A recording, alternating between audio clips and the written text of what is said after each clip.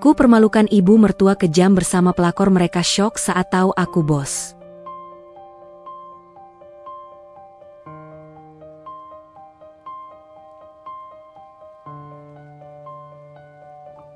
Pagi itu, aroma masakan Reva menyebar lembut dari dapur, memeluk setiap sudut rumah besar yang terasa dingin.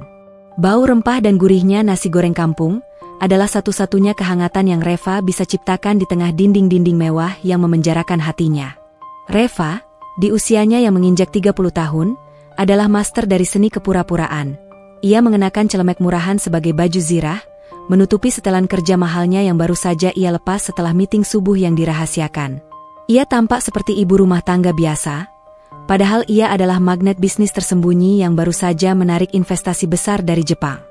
Nasi gorengmu hambar, Reva, sama seperti hidupmu yang tak punya ambisi, cibir Bu Rere, ibu mertuanya, tanpa mengangkat wajah dari majalah mode terbarunya. Suara Bu Rere bagai cambuk dingin yang rutin Reva terima setiap pagi. Bu Rere, wanita 60 tahun yang tubuhnya terawat sempurna oleh uang, adalah ratu di rumah ini, dan bagi Bu Rere, Reva hanyalah pengganggu yang tidak berkelas. Reva hanya tersenyum tipis, senyum yang tak menjangkau mata, senyum yang menyimpan ribuan rahasia dan rencana. Ia menatap piring di meja makan marmer, membiarkan cemoohan itu memantul dari hatinya yang kini sudah dilapisi baja. Aku sudah bilang, Bu, kalau mau yang pedas, tinggal ambil sambal yang kusimpan di lemari pendingin. Saya sudah siapkan sesuai selera Mas Galih yang tidak suka pedas. Jawab Reva tenang, mencoba membuang gumpalan pahit yang terasa di tenggorokannya. Ah, Galih. Suamimu itu memang terlalu baik padamu, makanya kamu seenaknya. Jangan manjakan dia dengan masakan rumahanmu yang membosankan. Galih itu tulang punggung keluarga. Dia butuh asupan yang setara dengan statusnya. Bu Rere meletakkan majalahnya dengan dentingan keras di atas meja. Matanya yang tajam menelisik penampilan Reva dari ujung kaki hingga ujung kepala. Lihat dirimu, Reva. Pakaian lusuh, bau bawang. Pantas saja Galih sering lembur. Kalimat terakhir Bu Rere menghujam. Lembur. Reva tahu betul apa arti lembur, Galih yang sebenarnya. Galih, 32, suaminya, adalah pria yang memiliki wajah tampan dan karir yang lumayan sebagai manajer di sebuah perusahaan supply chain. Namun, Galih adalah bayangan yang rapuh, mudah dipengaruhi ibunya dan sayangnya, mudah dirayu wanita lain. Memangnya kamu berharap Galih menikahimu karena apa? Kecantikanmu? Harta? Harta keluargamu itu? Ah, sudahlah. Tidak usah dibahas. Bu Rere menghela napas dramatis, mulai memilah-milah tas brandy terbarunya. Ia mengambil dompet. Reva, ingat, ya, Galih itu tulang punggung keluarga. Kamu jangan hanya mengandalkan uang belanjaku, cari kesibukan yang menghasilkan. Setidaknya bisa beli krim malam yang lebih baik dari ini, kata Bu Rere lagi, nada suaranya menusuk. Lalu, Bu Rere melempar uang 50 ribuan, kertas lusuh itu mendarat tepat di samping piring Reva. 50 ribu. Reva, yang beberapa jam lalu menandatangani cek senilai puluhan miliar untuk ekspansi perusahaan, kini harus menelan pil pahit berupa uang 50 ribu dari ibu mertua yang menganggapnya pengemis. Reva menatap uang itu, lalu menatap cincin pernikahan yang melingkar di jarinya. Cincin yang dulu ia dan Galih beli saat mereka masih berjuang di kontrakan kecil, saat cinta mereka terasa nyata. Sekarang, cincin itu terasa seperti belenggu emas putih. Terima kasih, Bu.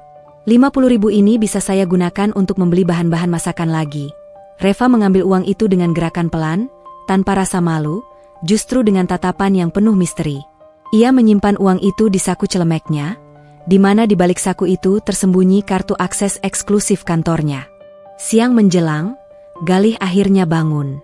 Galih melangkah ke dapur, rambutnya berantakan, wajahnya menunjukkan kelelahan, entah lelah karena pekerjaan atau drama yang ia ciptakan sendiri. Kamu kenapa, Rev? Sudah kuduga, ibu pasti mencari gara-gara lagi. Galih berujar, terdengar prihatin, namun nada suaranya tidak memiliki bobot penyesalan. Tidak apa-apa, Mas. Ibu hanya menasihati. Sarapan sudah kusiapkan, Mas. Ada meeting pagi ini? Tanya Reva sambil membereskan sisa piring. Galih duduk, mulai menyantap nasi goreng buatan Reva. Tentu saja. Proyekku dengan Tekno Jaya sedang sensitif.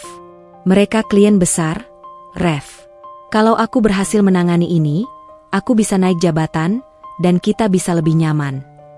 Reva berhenti. Tekno Jaya. Sebuah nama yang bergetar di telinga Galih, tapi hanyalah nama belakang yang manis bagi Reva. Ia adalah Erliana, CEO dan pemilik saham terbesar di perusahaan itu. Ia mendirikan Tekno Jaya, diam-diam, menjadikannya super startup dalam waktu singkat. Galih bekerja di perusahaan yang kebetulan sangat bergantung pada kontrak dari Tekno Jaya. Ini adalah bagian dari rencana jangka panjang Reva. Ia ingin melihat sejauh mana Galih akan melangkah tanpa sokongan materi darinya. Oh, Tekno Jaya. Klien yang besar, ya, Mas? Reva pura-pura tertarik. Sangat besar, sayang. Ibu Rere bilang, aku harusnya bersyukur dapat pekerjaan ini. Ah, mereka sangat ketat soal jadwal dan kualitas. Apalagi CEO-nya, Nyonya Liana itu. Katanya wanita yang sangat dingin, sangat profesional, dan konon katanya fierce sekali. Galih bercerita, matanya memandang jauh, penuh kekaguman dan sedikit rasa takut. Aku harus berhati-hati. Kalau sampai salah sedikit, kontrak kami bisa dibatalkan. Reva menahan senyumnya. Fair. Ia menyukai deskripsi itu. Semoga lancar. Mas, aku akan selalu mendukung dari rumah. Tentu. Kamu memang istri yang baik. Meskipun ya, tahulah. Agak membosankan. Galih berbisik pelan, seolah tidak ingin Bu Rere mendengar. Namun, bisikan itu setajam sembilu di telinga Reva. Sore harinya, Reva pergi. Ia tidak pergi yoga atau arisan. Ia pergi ke kantornya, Tekno Jaya, berganti baju zirah CEO-nya. Rambutnya disanggul tinggi, blazer hitamnya memancarkan otoritas, dan tatapannya kini berubah menjadi laser penembus masalah. Ia sedang memeriksa data keuangan perusahaan Galih yang akan segera ia evaluasi. Di saat yang sama, Bu Rere sedang berbicara dengan Galih di ruang tamu, suaranya diatur agar terdengar sangat meyakinkan. Galih, kamu harus tegas. Reva itu hanya beban. Dia tidak menambah nilai apa-apa di hidup kita. Seharusnya, kamu bersama wanita yang bisa mendongkrak karir dan status sosialmu, kata Bu Rere. Tapi, Bu, Reva itu istriku. Aku sudah berjanji padanya. Galih mencoba membela diri dengan lemah. Janji? Janji itu bisa dibatalkan. Nak, Kirana, dia jauh lebih menjanjikan. Dia key account manager di kantormu, dia punya koneksi, dan yang paling penting, dia mau membiayai renovasi rumah ini dan membelikan ibu tas baru. Lihat, dia baru saja mengirimiku pesan. Bu Rere menunjukkan ponselnya dengan senyum penuh kemenangan. Tiba-tiba, ponsel Galih bergetar, tergeletak di meja sampingnya. Sebuah notifikasi pesan masuk dari Kirana. Sayang, kangen. Tadi meetingnya lancar? Jangan sampai si wanita rumahan itu curiga, ya. Muah, Kirana. Reva, yang baru saja kembali ke rumah dan sedang berjalan melewati ruang tamu menuju kamar, mendengar percakapan itu dan melihat sekilas notifikasi di ponsel Galih. Galih dan Bu Rere tidak menyadari kehadirannya. Jantung Reva berdenyut, bukan karena kaget, tapi karena konfirmasi. Pengkhianatan itu nyata, dan didukung penuh oleh ibu mertuanya. Ia berdiri di ambang pintu, keheningannya menusuk. Galih dan Bu Rere terperanjat. Mas Galih, Bu Rere. Kirana, apakah ini yang kalian sebut lembur dan mendongkrak status sosial? Tanya Reva dengan suara yang sangat tenang, terlalu tenang, seperti permukaan air yang menahan badai di bawahnya. Galih segera meraih ponselnya. Reva, itu hanya rekan kerja. Jangan salah paham, sayang. Ibu Rere, jangan bicara yang aneh-aneh. Sudahlah, Galih. Berhenti berbohong. Ibumu benar, Galih. Aku memang hanya wanita rumahan yang membosankan, yang tak sebanding dengan Kirana. Tapi, Mas, aku punya mata dan hati. Reva melangkah mundur, matanya tak lagi menyimpan kehangatan. Aku tahu segalanya. Hanya saja, aku sedang menunggu waktu yang tepat. Bu Rere, yang sudah kembali percaya diri, menyela dengan sinis. Waktu yang tepat? Untuk apa, Reva? Untuk menangis di pelukan orang tuamu yang miskin itu? Sudahlah, Reva. Sadar diri. Kami hanya ingin yang terbaik untuk Galih. Reva tersenyum lagi, senyum yang kali ini terlihat seperti janji. Tentu, Bu Rere. Saya mengerti. Saya juga ingin yang terbaik untuk Mas Galih. Dan untuk itu, saya akan membantu Mas Galih dan Kirana dengan sangat baik. Kebetulan, minggu depan adalah ulang tahun Bu Rere, kan? Saya punya rencana elegan yang akan membuat pesta itu tak terlupakan.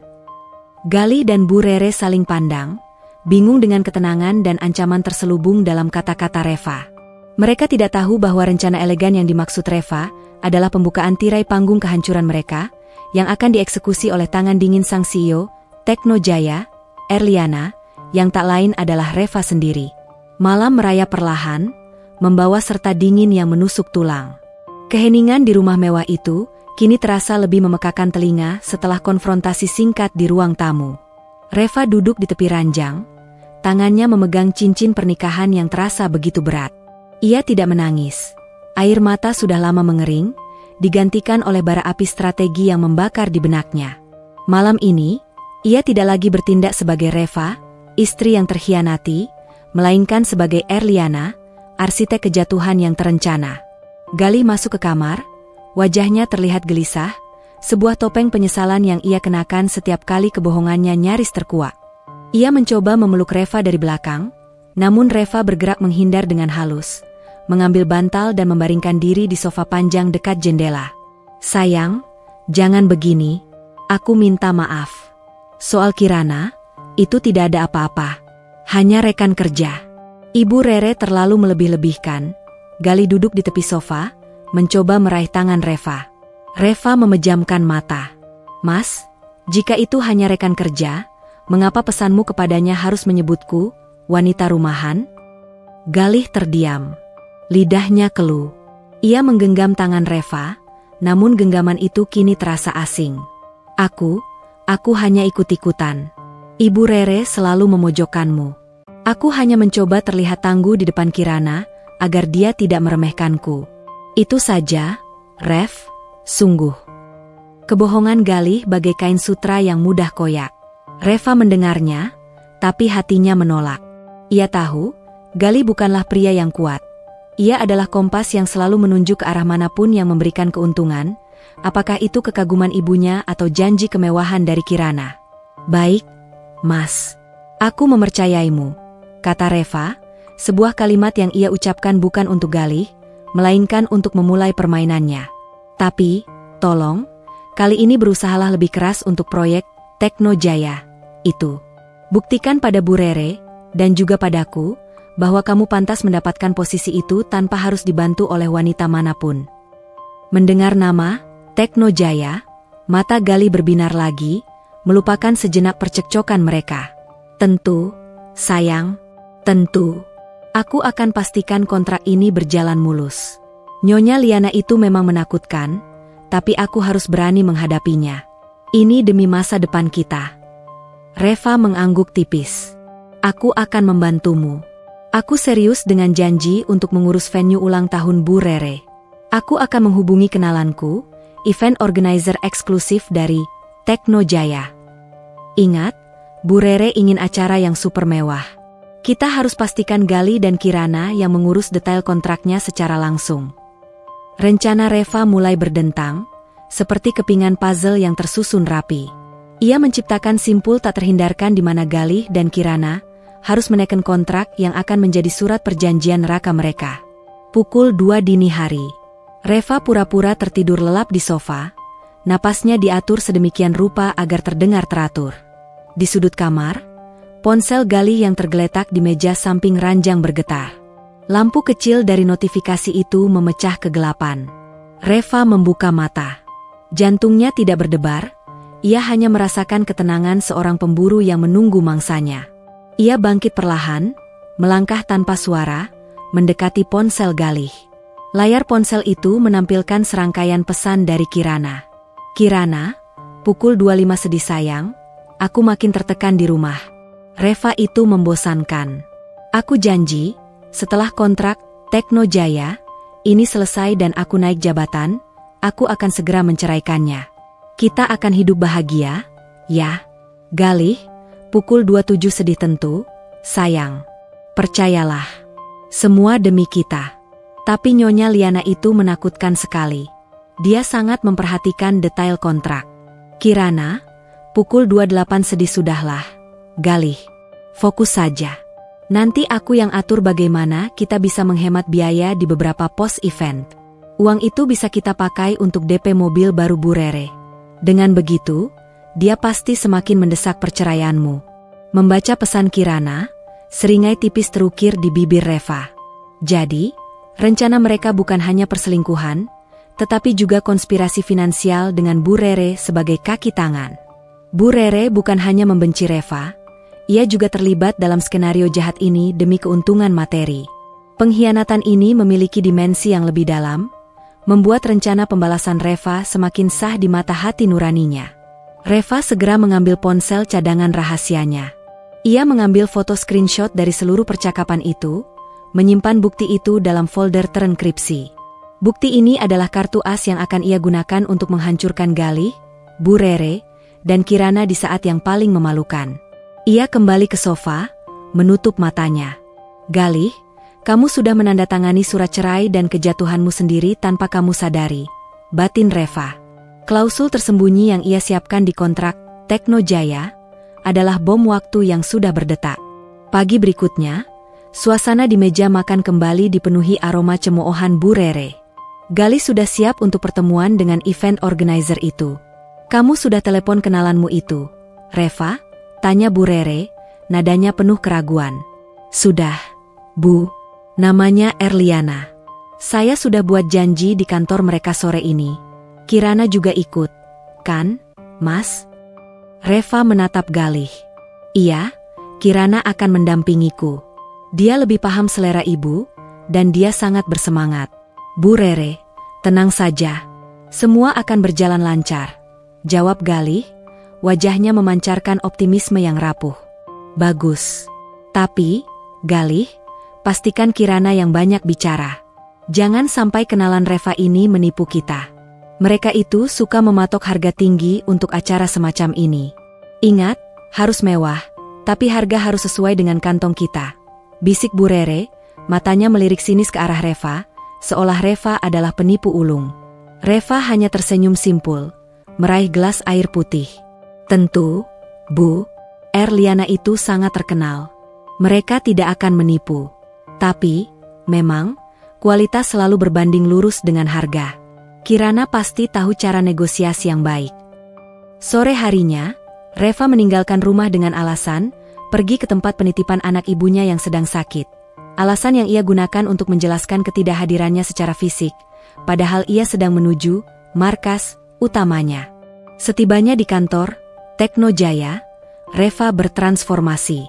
Celemek diganti power suit biru tua Italia. Rambutnya yang tadinya terurai, kini disanggul ketat, menunjukkan leher jenjang yang memancarkan kekuatan. Ia mengenakan kacamata berbingkai tipis dan anting berlian kecil yang hanya terlihat mewah bagi mata yang terlatih. Reva memasuki ruangannya yang elegan, duduk di balik meja mahoni besar. Ia mengambil napas panjang. Aku bukan lagi Reva, si wanita rumahan. Aku adalah Erliana, bisiknya pada diri sendiri. Tepat pukul 16, ketukan pintu terdengar. Sekretaris Reva, Mira, masuk. Nyonya Liana, Tuan Galih dan Nyonya Kirana sudah tiba. Apakah Anda siap? Siap, Mira. Persilakan masuk.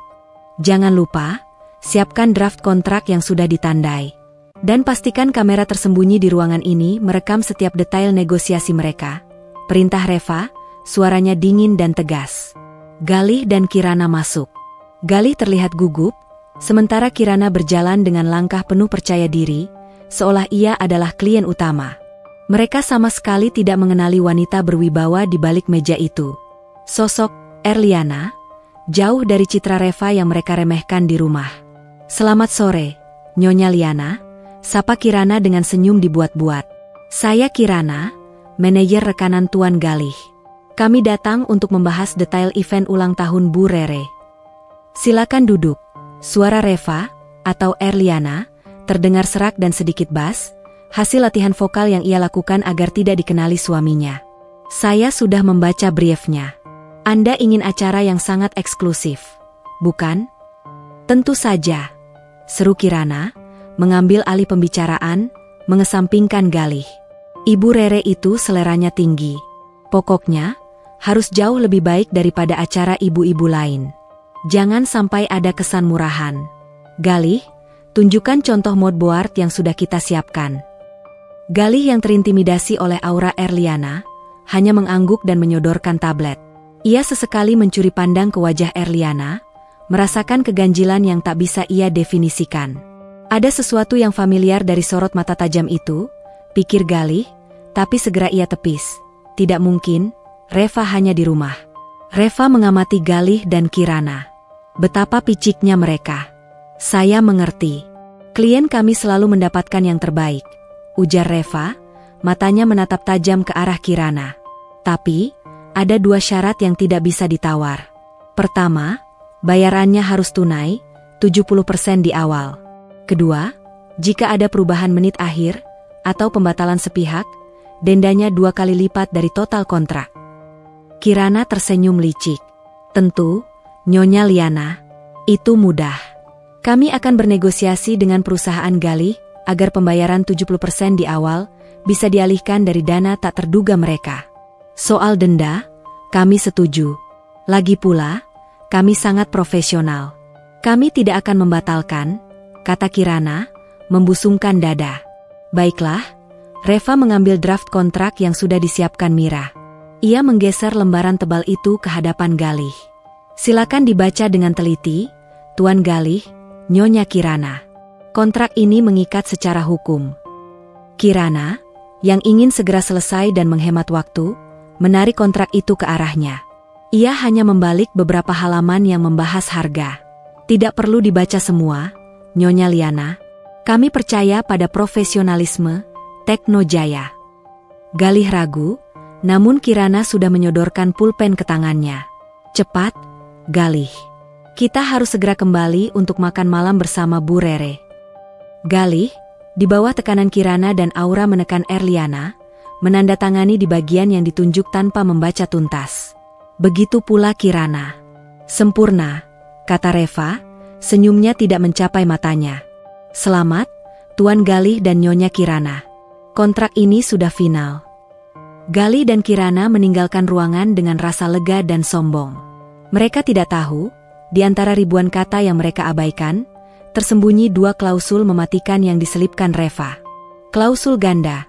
Jika pembatalan terjadi karena skandal moral yang melibatkan salah satu penanda tangan, denda akan menjadi 5 kali lipat dan pihak penanda tangan harus menyerahkan aset pribadi yang disebutkan pada lampiran D. Lampiran D. Lampiran D yang tersembunyi itu berisi surat pengunduran diri Galih dari perusahaannya dan surat cerai yang sudah dibubuhi materai. Galih, Kirana, Bu Rere. Kalian sudah mengikat diri kalian sendiri pada permainan ini, batin Reva. Ia menyandarkan punggungnya di kursi, membiarkan keheningan menyelimuti ruangan. Malam ini, Erliana akan tidur nyenyak, karena babak perencanaan kehancuran telah selesai. Kini, saatnya babak eksekusi. Keesokan harinya, suasana di meja makan terasa lebih tegang. Namun kali ini Galih dan Kirana yang tampak ceria, sementara Reva memasang wajah datar penuh kepasrahan. Mereka baru saja berhasil menandatangani kontrak dengan Teknojaya, sebuah prestasi yang dianggap Galih sebagai tiket emas menuju promosi dan kebebasan dari Reva. Bu Rere, venue ulang tahun ibu sudah pasti ditangani oleh event organizer terbaik di kota. Nyonya Liana itu luar biasa profesional. Ibu pasti bangga, seru Galih, berusaha mencari pujian dari ibunya. Bu Rere tersenyum puas. Bagus, nak, tentu saja ibu bangga. Kirana, kamu memang calon menantu idaman. Coba lihat Reva, dia hanya sibuk di dapur dan menawarkan vendor kelas 2. Untung ada kamu, Kirana. Kirana, duduk manis di samping Galih, tertawa renyah. Ah, Bu Rere bisa saja. Ini semua demi kebahagiaan ibu dan Galih. Soal vendor, kami sudah alokasikan dana yang sangat besar. Kami pastikan acara ini akan menjadi pembicaraan sosialita selama setahun ke depan. Reva, yang sedang menyajikan teh, meletakkan cangkir Bu Rere dengan hati-hati. Ia menatap Bu Rere, lalu Galih dan Kirana. Wajahnya menampilkan ekspresi kepatuhan yang sempurna. Syukurlah kalau lancar. Mas, aku lega. Aku hanya ingin membantu, tapi selera Bu Rere memang terlalu tinggi untukku, ucap Reva, sengaja merendahkan diri, membiarkan mereka terbang tinggi dalam kesombongan. Memang, kamu harus sadar diri, Reva, sambar Bu Rere, menyesap tehnya. Omong-omong, kamu bilang kamu hanya kenalan dengan Nyonya Liana, kan? Kenapa kamu tidak minta diskon? Kamu kan ibu rumah tangga, pasti tahu betapa mahalnya biaya hidup. Reva menggeleng lembut. Erliana itu sangat eksklusif. Bu, saya tidak enak hati jika harus meminta diskon. Mereka menjaga image dan profesionalitas mereka. Saya hanya beruntung bisa menghubungkan Mas Galih dan Kirana dengan mereka. Ini adalah langkah pertama Reva. Dengan terus menekankan nama, Erliana, dan profesionalismenya yang tak bisa ditembus, ia menanamkan keyakinan pada Bu Rere, Galih, dan Kirana bahwa Teknojaya adalah entitas yang sangat jauh dan tidak terjangkau, memperkuat identitas palsu Reva sebagai ibu rumah tangga biasa. 3 hari sebelum acara, Kirana dan Galih kembali mendiskusikan rencana ulang tahun di ruang tamu. Galih, aku khawatir. Nyonya Liana itu menuntut pembayaran 70% tunai di awal. Kita sudah pakai dana perusahaan untuk ini. Kalau sampai ada masalah di tengah jalan, bisa-bisa karirmu ikut hancur. Bisik Kirana, suaranya terdengar cemas. Tenang, Kirana. Aku sudah lihat kontraknya sekilas. Mereka hanya menjebak soal denda pembatalan di menit-menit terakhir. Selama kita tidak membatalkan, kita aman. Lagi pula, ini hanya event, bukan proyek besar, jawab Galih, menenangkan. Ia benar-benar yakin telah mengabaikan hal-hal kecil yang tidak penting dalam kontrak. Bu Rere menyela dari sofa, tempat ia sedang memoles kukunya. Kalian ini ribut sekali.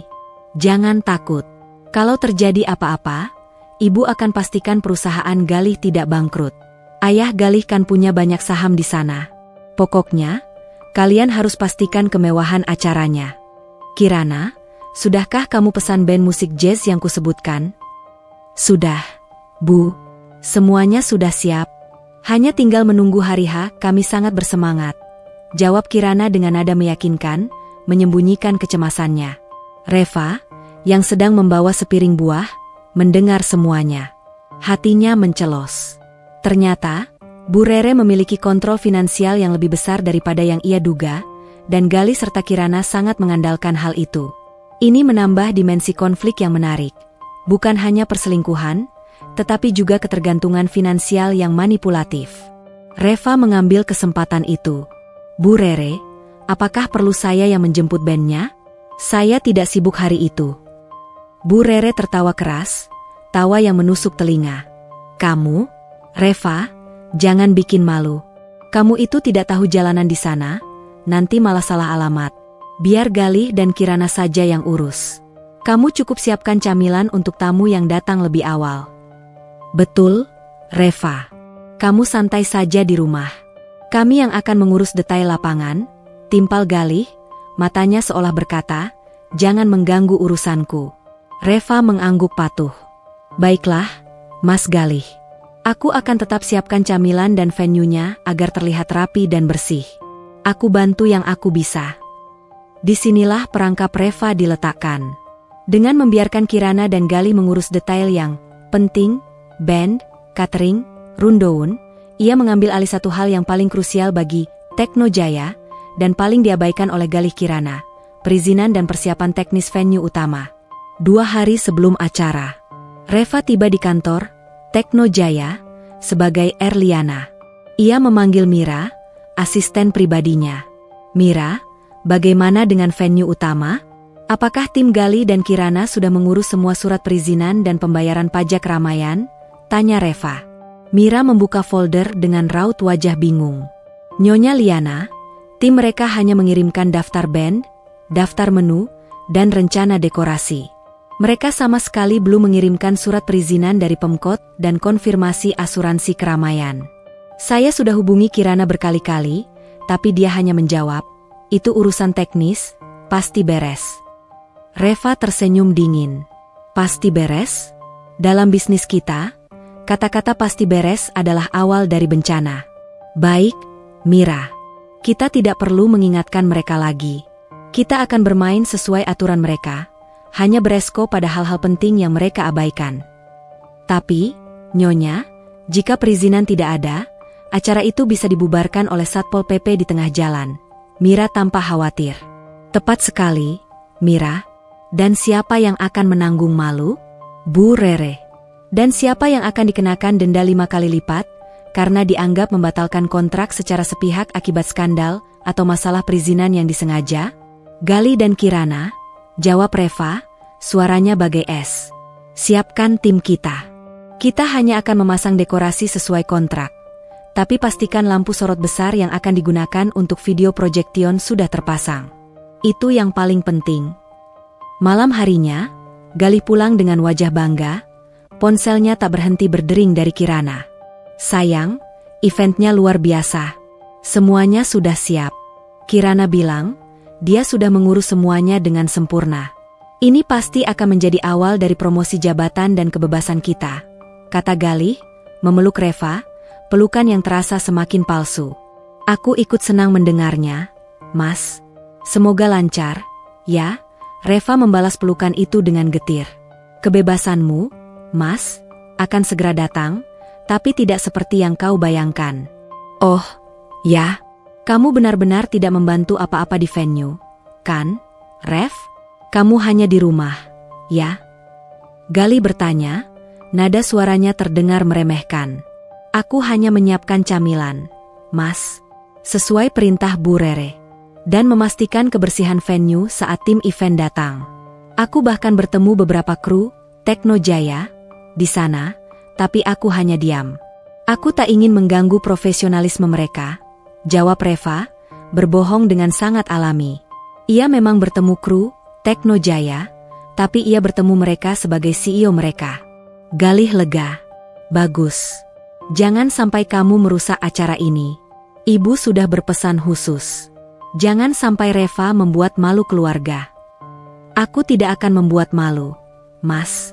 Justru, aku akan membuat acara ini menjadi sangat berkesan.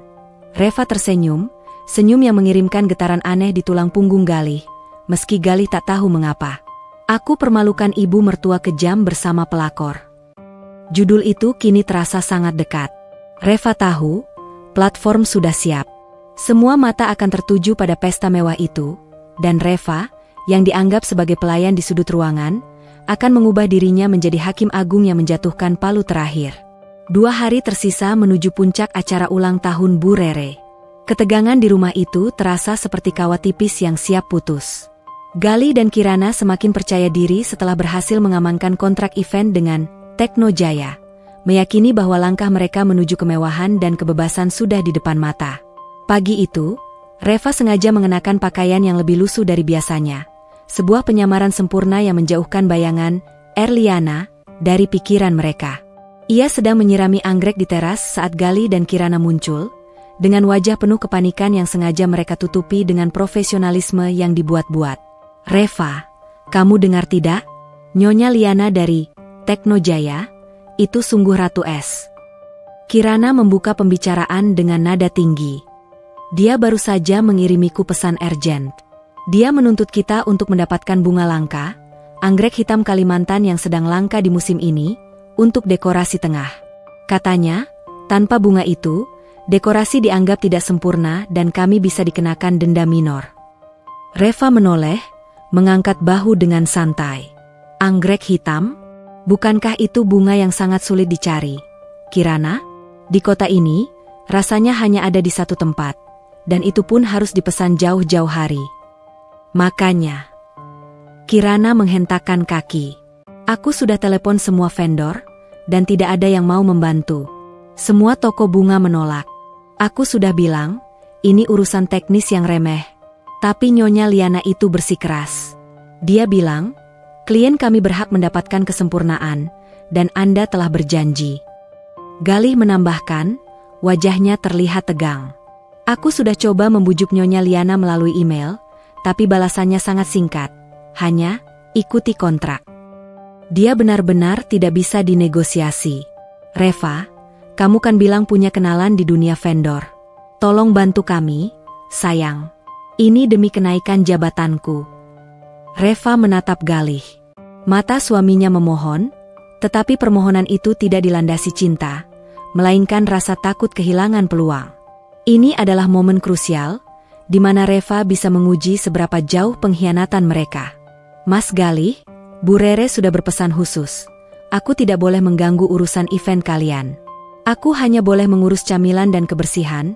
Reva menyentuh daun anggrek di tangannya, seolah sedang mempertimbangkan takdir. Tapi, baiklah. Aku akan coba bantu. Tapi aku tidak janji, ya. Vendor bunga itu sangat unik dan menjaga integritas mereka. Kirana langsung menyergap. Tentu. Kamu hubungi saja kenalanmu. Ini demi reputasi kita di mata Bu Rere dan Nyonya Liana. Disinilah Reva mulai memanaskan konflik dan mengumpulkan bukti verbal yang paling keji. Reva segera pergi ke kamarnya. Ia tidak menghubungi vendor bunga, melainkan asistennya, Mira, melalui video call rahasia. Ia kembali bertransformasi, bukan secara penampilan, melainkan secara mental. Aura CEO kembali menyelimutinya, setajam pedang yang terhunus. Mira, berikan tes yang mustahil itu pada Kirana dan Galih. Tekan mereka hingga mereka benar-benar panik. Perintah Reva. Dan satu lagi, Kirana baru saja menghubungi saya, sebagai Reva, istrinya, untuk meminta bantuan. Saya akan memberikan satu kesempatan. Atur agar saya bertemu dengan Kirana sore ini di kafe dekat kantor Teknojaya, tanpa sepengetahuan Galih. Saya ingin mendengar secara langsung seberapa rendah dia bisa merendah. Sore harinya, Reva, dengan pakaian kasual namun tetap berkelas, duduk menunggu di sebuah kafe. Ia membawa tas besar, di dalamnya tersembunyi sebuah voice recorder dan dokumen yang sangat penting. Kirana datang, wajahnya kusut, jauh dari citra wanita berkelas yang ia tampilkan di depan Bu Rere. Reva, terima kasih kamu mau datang. Aku tahu, kamu pasti bisa bantu. Kamu kan istri Galih.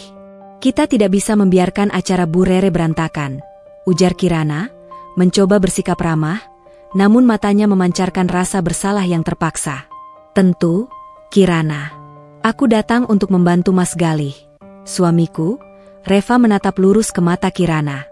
Anggrek hitam itu, aku tahu tempatnya. Vendor itu sangat dekat denganku.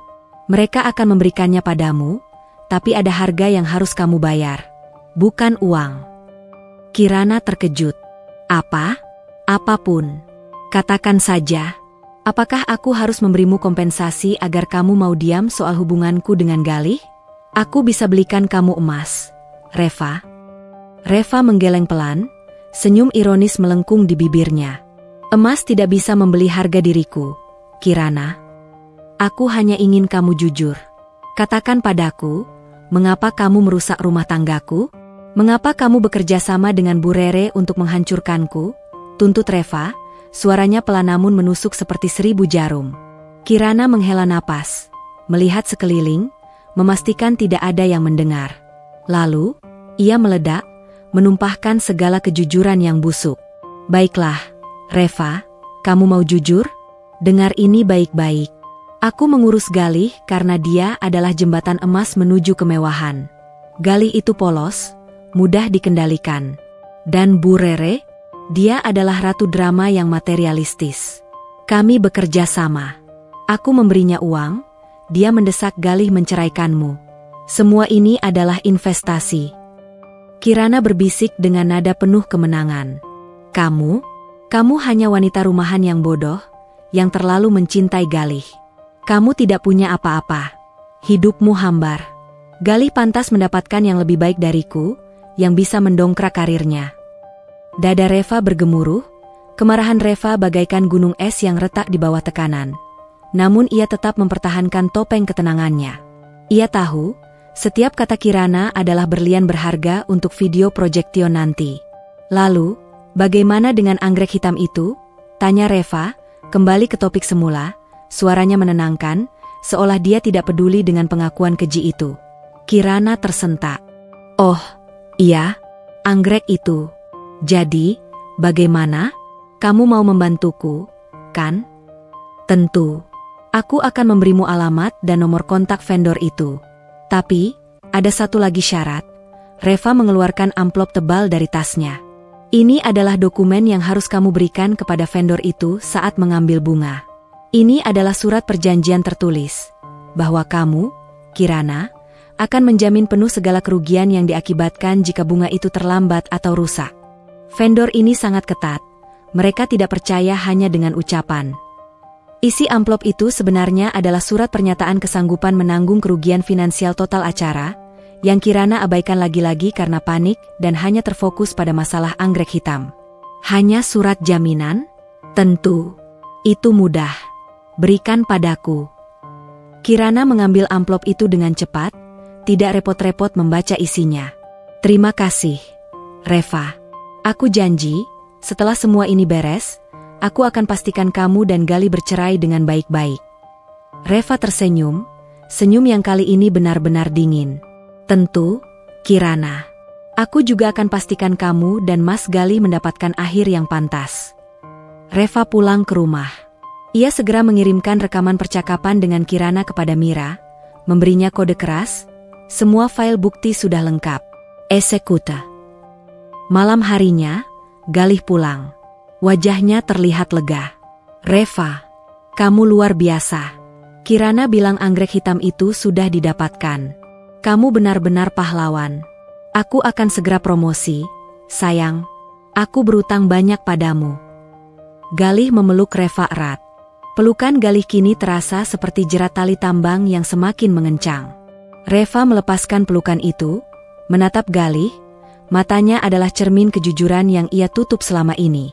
Mas Galih, aku tidak mengharapkan utang budi. Aku hanya ingin kamu dan Bu Rere bahagia dengan pilihanmu. Aku sudah lakukan semua tugasku sebagai istri. Sekarang, aku hanya akan menyiapkan camilan terakhir dan menyaksikan kebahagiaan itu, kata Reva, nadanya bergetar karena emosi yang ia tahan. Galih tak menyadari bahwa camilan terakhir yang dimaksud Reva adalah aksi panggung pembalasan yang akan memporak-porandakan seluruh hidupnya. Malam itu, hening menyelimuti kamar Galih dan Reva, yang terasa semakin dingin dan asing. Hanya tersisa 1 hari sebelum acara ulang tahun Bu Rere, dan juga 1 hari sebelum hari pembalasan yang telah Reva persiapkan dengan sangat matang. Galih tampak sangat lelah, namun matanya memancarkan kegembiraan yang tak wajar. Keberhasilan Kirana mendapatkan anggrek hitam telah membuat ego Galih melambung tinggi, meyakini bahwa ia telah berhasil menaklukkan Tekno Jaya, dan selangkah lagi akan meraih posisi puncak di kantornya.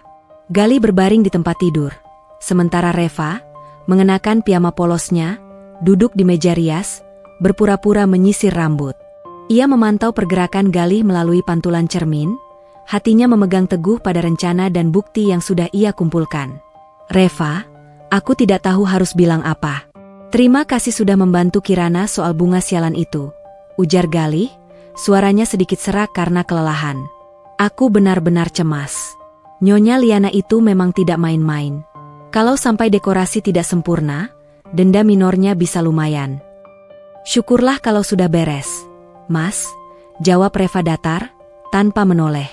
Aku hanya berusaha menunaikan kewajibanku sebagai istri. Aku ingin suamiku sukses. Galih tertawa kecil. Ya, kamu memang istri yang baik.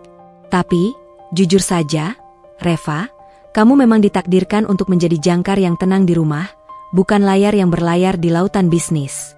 Lihat saja, betapa paniknya Kirana saat harus berhadapan dengan masalah event kecil ini.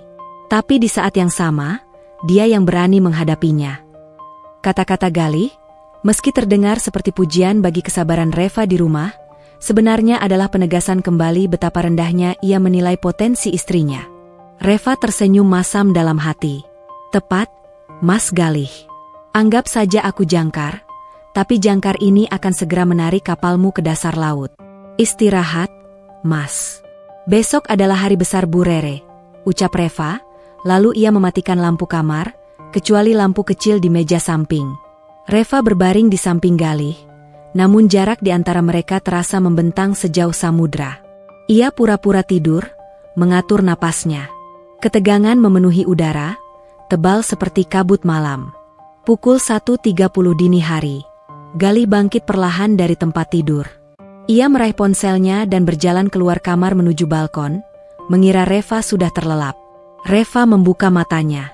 Ia bergerak cepat, mengambil earphone kecil nirkabel dan menyalakannya. Menghubungkan ke ponsel cadangan yang ia tinggalkan di bawah bantalnya. Ponsel itu sudah diatur untuk merekam suara di kamar dan sekitarnya, sebuah kebiasaan yang Reva lakukan sejak lama. Dari balkon, suara Galih terdengar berbisik, namun jelas melalui earphone di telinga Reva. "Halo, sayang, kamu sudah tidur? Maaf mengganggu, aku hanya ingin memastikan." Suara Galih terdengar mesra, sebuah nada yang sudah lama tidak Reva dengar. "Itu Kirana," batin Reva, memejamkan mata, membiarkan sakit hati itu hanya menjadi bahan bakar untuk amarah yang dingin. "Aku makin tertekan di rumah, sayang." Reva itu hampa. Dia tidak ada gairah, tidak ada ambisi, hanya mengurus rumah dan bunga. "Aku harus pura-pura mencintainya di depan Ibu Rere, padahal hatiku sudah mati rasa," bisik Galih. Pengakuan itu menusuk, namun Reva sudah siap. Ia mendengarkan, membiarkan pengkhianatan itu terukir sebagai bukti yang tak terbantahkan. "Aku janji, setelah event ini selesai, dan setelah aku mendapatkan promosi dari proyek Teknojaya, aku akan segera menceraikannya. Aku sudah menandatangani surat-suratnya." Ibu Rere bilang, "Dia sudah menyiapkan pengacara terbaik untukku. Kamu jangan khawatir, sayang. Kita akan hidup bahagia. Aku akan belikan kamu mobil sport yang kamu mau, dan kita akan tinggal di rumah baru yang jauh dari rumah ini." Galih melanjutkan, suaranya penuh janji palsu dan keserakahan. Reva menahan napas, dadanya sesak. Bukan karena cinta yang hilang, melainkan karena kecewa yang mengakar. Galih tidak hanya mengkhianati pernikahan mereka, ia juga meremehkan pengorbanan dan cinta tulus Reva di awal pernikahan. Ia melihat Reva hanya sebagai sekat yang menghalangi jalan menuju Kirana dan kekayaan. "Surat-surat itu, Mas Galih, kamu sudah menandatangani surat cerai dan surat pengunduran dirimu sendiri, tanpa kamu tahu. Dan sekarang, kamu berencana menceraikanku dengan pengacara Bu Rere?" Reva tersenyum miris. "Sayang, jangan khawatir soal Reva. Dia itu penurut. Dia tidak akan melawan. Dia tidak akan mampu. Dia tidak punya koneksi, dan keluarganya miskin. Perceraian ini akan berjalan sangat mulus. Dalam beberapa bulan, kita akan jadi keluarga bahagia." Suara Galih di balkon semakin riang, seolah kematian hati Reva adalah prelude bagi hidup barunya. Reva bangkit perlahan dari tempat tidur. Ia berjalan menuju balkon, berhenti tepat di ambang pintu geser, di mana Galih tidak melihatnya, namun masih bisa mendengar desah nafasnya. "Aku mencintaimu, Kirana. Aku akan segera bebas dari bayangan wanita rumahan ini. Tunggu aku," tutup Galih, sebelum ia menutup teleponnya. Galih berbalik, dan terkejut melihat Reva berdiri di sana, disinari rembulan malam. Wajah Reva pucat, tapi matanya menyala.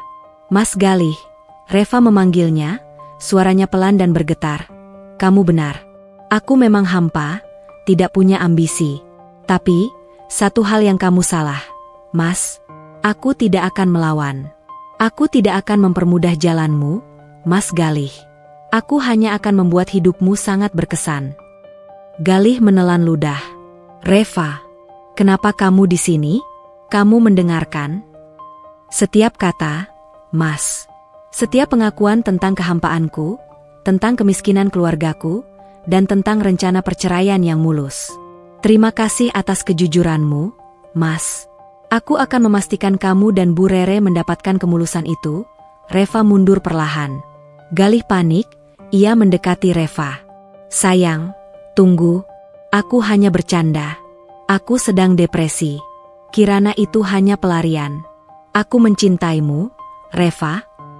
Galih berusaha meraih tangan Reva, namun Reva menepisnya. "Jangan sentuh aku, Mas. Cinta tidak berbisik di telepon pada pukul 2 pagi, dan cinta tidak merencanakan kejatuhan pasangannya demi uang dan kenaikan jabatan. Sekarang, istirahatlah. Besok, semua akan terungkap." Reva berbalik dan berjalan menuju sofa, memilih tidur di sana. Galih berdiri mematung. Ia merasa Reva telah berubah. Senyuman Reva yang penuh kepatuhan telah lenyap, digantikan oleh aura misterius yang membuat Galih merinding.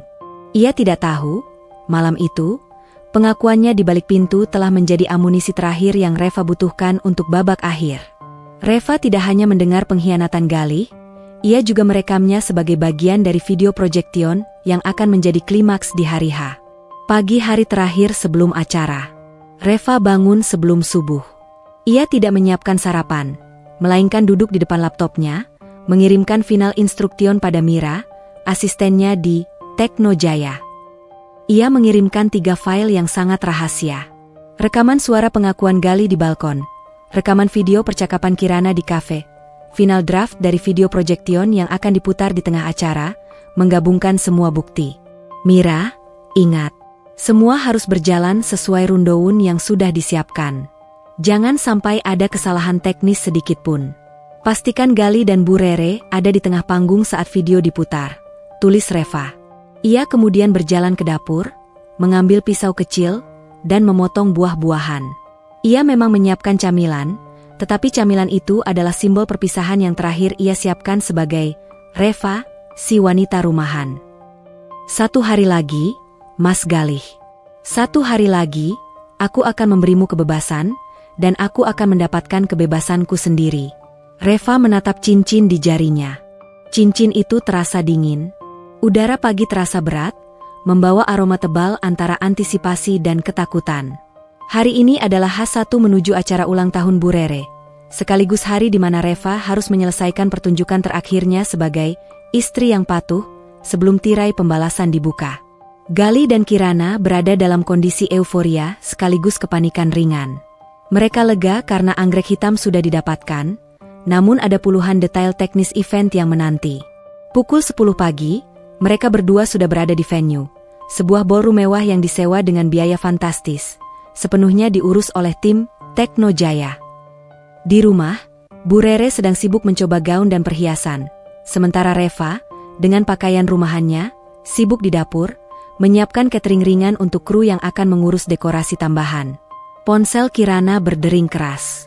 Itu adalah panggilan dari Teknojaya, yang notabene dioperasikan langsung oleh Mira, asisten kepercayaan Reva. Halo, dengan Teknojaya, di sini.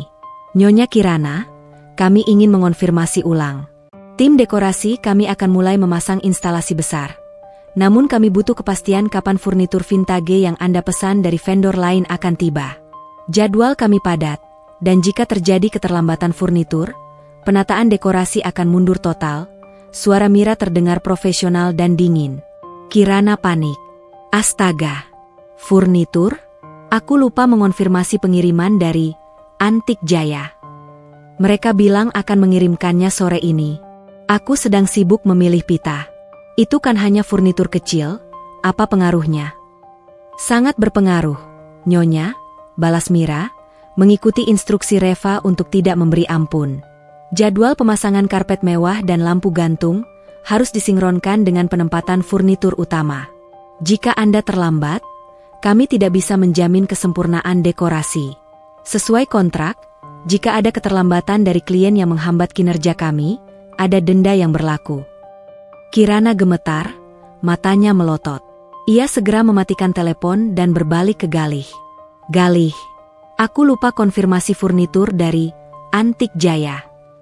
Nyonya Liana itu benar-benar monster profesional.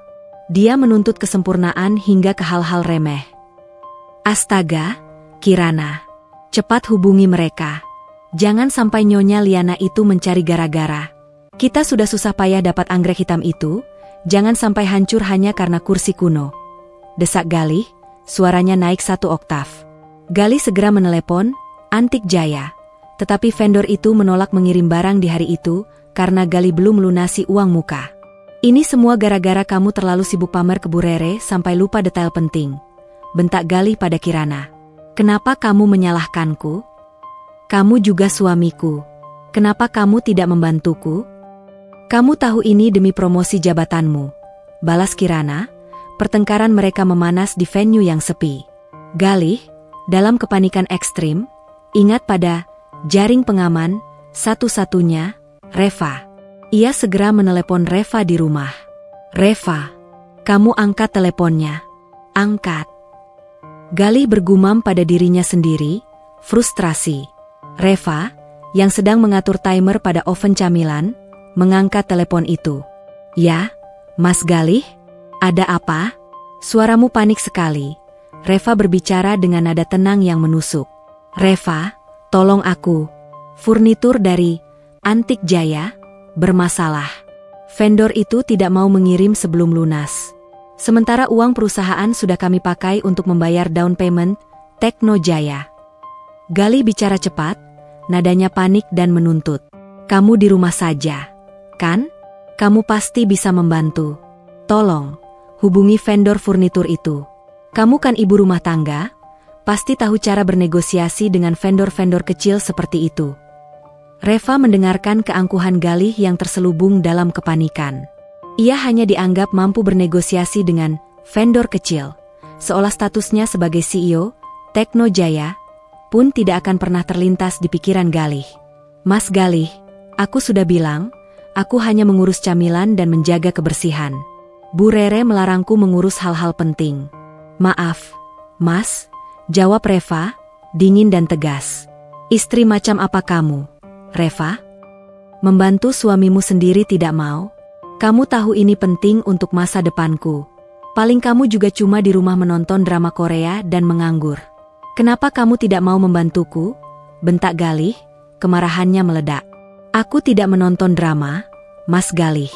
Aku sedang menciptakan dramaku sendiri, batin Reva, namun yang ia katakan adalah, maaf, Mas. Aku tidak mau melanggar kontrak Bu Rere. Semoga kamu bisa menyelesaikan masalah furnitur itu. Aku harus menutup telepon, aku sedang sibuk di dapur. Reva menutup telepon itu. Tepat setelah ia meletakkan ponsel rahasia di celemeknya bergetar. Sebuah pesan dari Mira, Nyonya Liana, Antik Jaya, sudah kami instruksikan untuk menolak pengiriman hingga Galih panik. Kontrak event dijamin akan mundur total. Reva tersenyum puas. Tiba-tiba, jantung Reva berdesir. Ponsel pribadinya berdering, kali ini panggilan masuk dari nomor yang ia kenal baik, Ibunda. Ibunya, yang ia rahasiakan identitasnya sebagai pemilik perusahaan tempat Galih bekerja, dan selama ini ia cover sebagai pengasuh yang sakit, benar-benar masuk rumah sakit. Reva, ibu masuk rumah sakit. Pendarahan lambung, suara paruh baya dari seberang terdengar lemah. Wajah Reva berubah total.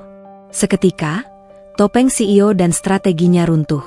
Keluarganya adalah satu-satunya kelemahan Reva. Ibu, kenapa tidak bilang dari tadi? Aku segera ke sana. Reva panik, air mata yang selama ini ia tahan, kini mendesak keluar. Ia segera meraih kunci mobil dan tasnya, melupakan semua tentang event Bu Rere. Reva mengirimkan pesan singkat kepada Mira. Mira, ibu sakit kritis. Aku harus pergi. Lanjutkan rencana sesuai rundown B. Jangan biarkan Galih tahu aku pergi. Jaga venue dan video projection tetap aman. Reva tiba di rumah sakit, hatinya hancur melihat ibunya terbaring lemah. Ibunya, wanita yang ia lindungi, yang memberikan warisan bisnis besar padanya, dan yang diam-diam Reva kagumi kekuatannya, kini tak berdaya. Reva, kamu di sini? Galih tahu kamu kesini? Bisik ibunya lemah. Tidak, Bu. Galih mengira aku di rumah mengurus camilan. Jangan khawatirkan aku. Aku akan urus semua di sini. Ibu harus sembuh. Ibu harus lihat bagaimana aku mempermalukan mereka semua di depan umum. Jawab Reva, menggenggam erat tangan ibunya. Reva terpaksa menunda babak eksekusi. Ia tidak bisa tampil sebagai Liana yang dingin jika hatinya sedang tersayat. Ia akan membiarkan Galih dan Kirana menikmati satu malam terakhir dalam ilusi kesuksesan, sebelum mereka terjatuh di puncak pesta. Malam itu, Galih pulang. Ia tampak sangat marah, namun ia berhasil menyelesaikan masalah furnitur dengan membayar tunai. Reva, kamu kemana saja? Aku meneleponmu berkali-kali. Kamu tidak mengangkat teleponku. Kamu tahu aku hampir gila di venue karena masalah furnitur. Galih berteriak, amarahnya meluap. Reva, yang baru kembali dari rumah sakit dengan mata sembab, menatap Galih. Ia tak punya tenaga lagi untuk berdebat. Ia hanya merasa lelah. Maaf, Mas. Aku sedang membantu kenalanku. Aku juga punya kehidupan pribadi. Mas, jawab Reva lirih, tidak ingin mengkhianati rahasia ibunya. Kehidupan pribadi apa? Kamu itu istriku. Kamu harusnya ada untukku. Kamu benar-benar membosankan dan tidak berguna. Reva, aku menyesal menikahimu. Galih menatap Reva dengan pandangan jijik. Pokoknya, besok jangan buat masalah. Pakai gaun yang paling tidak mencolok. Kamu harus berjanji padaku. Reva tidak menjawab. Ia hanya mengangguk pelan, air matanya menetes. Bukan karena kata-kata Galih menyakitkan, melainkan karena kesedihan terhadap ibunya dan kemarahan terhadap Galih yang begitu buta terhadap penderitaannya. Aku berjanji, Mas Galih. Aku akan membuat kejutan yang tidak akan kamu lupakan. Kejutan yang akan membuatmu, Bu Rere, dan Kirana syok saat tahu aku bos. Janji Reva dalam hati. Malam itu, Reva tidur di sofa lagi, memegang ponsel cadangannya. Di layar, rundown video projection untuk besok sudah tertera. Ia tahu, tidak ada jalan mundur. Panggung sudah disiapkan, bom waktu sudah berdetak. Malam itu, ballroom bintang samudra berkilauan bagai lautan intan yang ditaburi cahaya.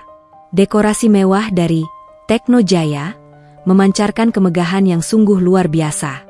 Anggrek hitam Kalimantan yang sulit didapatkan menghiasi setiap sudut, menjadi bukti nyata kesempurnaan event organizer yang dipimpin oleh Erliana. Aroma bunga mahal bercampur dengan parfum ratusan tamu terhormat yang memenuhi ruangan. Bu Rere bersinar di tengah aula. Ia mengenakan gaun rancangan desainer terbaru, dihiasi perhiasan yang berkilauan seolah menyerap seluruh cahaya lampu. Ia dikelilingi oleh teman-teman sosialitanya, menyombongkan betapa beruntungnya ia memiliki Galih, dan sebentar lagi, menantu secantik Kirana. Galih berdiri tegap di samping ibunya, mengenakan jas yang membuatnya terlihat gagah. Ia merasakan kemenangan di udara. Proyeknya dengan Tekno Jaya sudah pasti aman. Kirana sudah di sampingnya, dan sebentar lagi, ia akan menceraikan Reva yang dianggapnya bayangan tak berwarna di hidupnya. Galih, kamu harus sering-sering mendampingi Kirana. Dia yang membuat event ini terlihat sempurna. Sungguh, dia menantu yang ibu impikan. Bisik Bu Rere, menyentuh tangan Kirana dengan mesra. Kirana tersenyum puas, melirik sinis ke arah pintu masuk. Tentu, Bu, aku senang bisa mewujudkan pesta impian ibu. Semuanya lancar, berkat kerja keras kita. Jangan lupa, Galih, segera urus perceraianmu. Reva pasti akan datang, dan aku tidak ingin dia merusak suasana hati ibu. Tambah Bu Rere, suaranya dipenuhi arogansi. Tepat pukul 19.30, pintu utama ballroom terbuka. Semua mata tertuju ke sana. Masuklah Reva. Ia datang tidak dengan gaun pesta yang mewah, melainkan gaun terusan sederhana berwarna krem yang Galih cemooh. Ia terlihat sangat biasa, kontras sekali dengan kemegahan sekelilingnya. Rambutnya diikat ekor kuda longgar, tanpa perhiasan mencolok, kecuali cincin kawin yang masih melingkar di jarinya. Ia berjalan pelan ke sudut ruangan, tampak seperti sehelai daun kering di tengah hutan hujan tropis. Ia menyalami beberapa tamu yang ia kenal. Mereka adalah rekan-rekan bisnis penting yang Galih dan Bu Rere tidak sadari hubungannya dengan Reva, dan segera menuju tempat yang telah ia siapkan. Sebuah meja kecil yang sengaja diletakkan di dekat area teknis sound system. Galih melihat kedatangan Reva dan segera menghampirinya, wajahnya berubah masam. Reva, kenapa kamu datang terlambat? Dan kenapa kamu pakai gaun itu? Aku sudah bilang, jangan membuatku malu di depan rekan-rekan bisnis. Desis Galih, suaranya tertahan, penuh amarah yang dipendam. Reva menatapnya, matanya terlihat sedikit sembab, sisa kelelahan menjaga ibunya semalam. Maaf, Mas. Tadi aku sibuk menyiapkan camilan tambahan untukmu, dan aku juga harus memastikan baju yang kupakai tidak mencolok, sesuai permintaanmu. Sudahlah, sekarang kamu diam di sudut itu. Jangan mendekati ibu dan Kirana. Anggap saja kamu pelayan pribadi yang ditugaskan untuk menjaga tas ibu. Galih berbisik tajam, lalu bergegas kembali ke sisi Bu Rere dan Kirana. Lihat, Bu, anak itu benar-benar tidak tahu diri. Bu Rere mencibir keras, terdengar hingga beberapa meja di dekatnya. Kirana, kamu sungguh berkelas, tidak seperti si Reva itu. Dia itu bayangan hitam di keluarga kita. Reva mendengarkan cemoohan itu. Hatinya tidak lagi sakit, melainkan dipenuhi ketenangan yang mematikan. Ia mengeluarkan ponsel cadangannya, mengirimkan satu pesan kepada Mira, instruksi final, pukul 20 tepat. Play video A. Ia mengambil segelas air putih, meneguknya perlahan. Di sudut matanya, ia melihat Mira, asistennya, yang menyamar sebagai teknisi sound system, mengangguk dari kejauhan. Pukul 20. Waktu yang dijanjikan Reva telah tiba. Bu Rere naik ke panggung dengan anggun, didampingi Galih dan Kirana. Cahaya lampu sorot terfokus pada mereka. Bu Rere mengambil mikrofon, wajahnya bersinar oleh kebahagiaan dan kebanggaan. Selamat malam, para tamu undangan yang terhormat. Terima kasih sudah hadir di pesta ulang tahun saya yang ke-60. Malam ini adalah bukti nyata keberkahan dan kemakmuran yang saya miliki, ujar Bu Rere, suaranya lantang dan sombong. Ia kemudian memuji Kirana habis-habisan. Dan saya berterima kasih khusus kepada Kirana, calon menantu saya yang luar biasa. Dia telah mewujudkan pesta mewah ini. Dia adalah wanita yang cerdas, ambisius, dan memiliki selera kelas atas. Dia pantas mendampingi putra saya, Galih. Tepuk tangan meriah membahana. Bu Rere tersenyum, mengedipkan mata pada Kirana.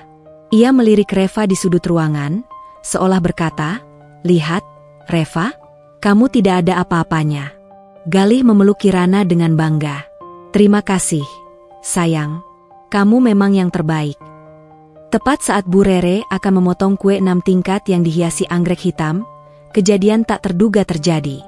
Lampu utama ballroom tiba-tiba meredup, seolah ditarik oleh tangan gaib. Hanya lampu sorot di tengah panggung yang masih menyala. Musik dansa yang riang tiba-tiba digantikan oleh alunan musik instrumen dramatis yang mengiris hati. Para tamu mulai berbisik, bingung. Bu Rere terkejut, ekspresi wajahnya berubah tegang. "Ada apa ini?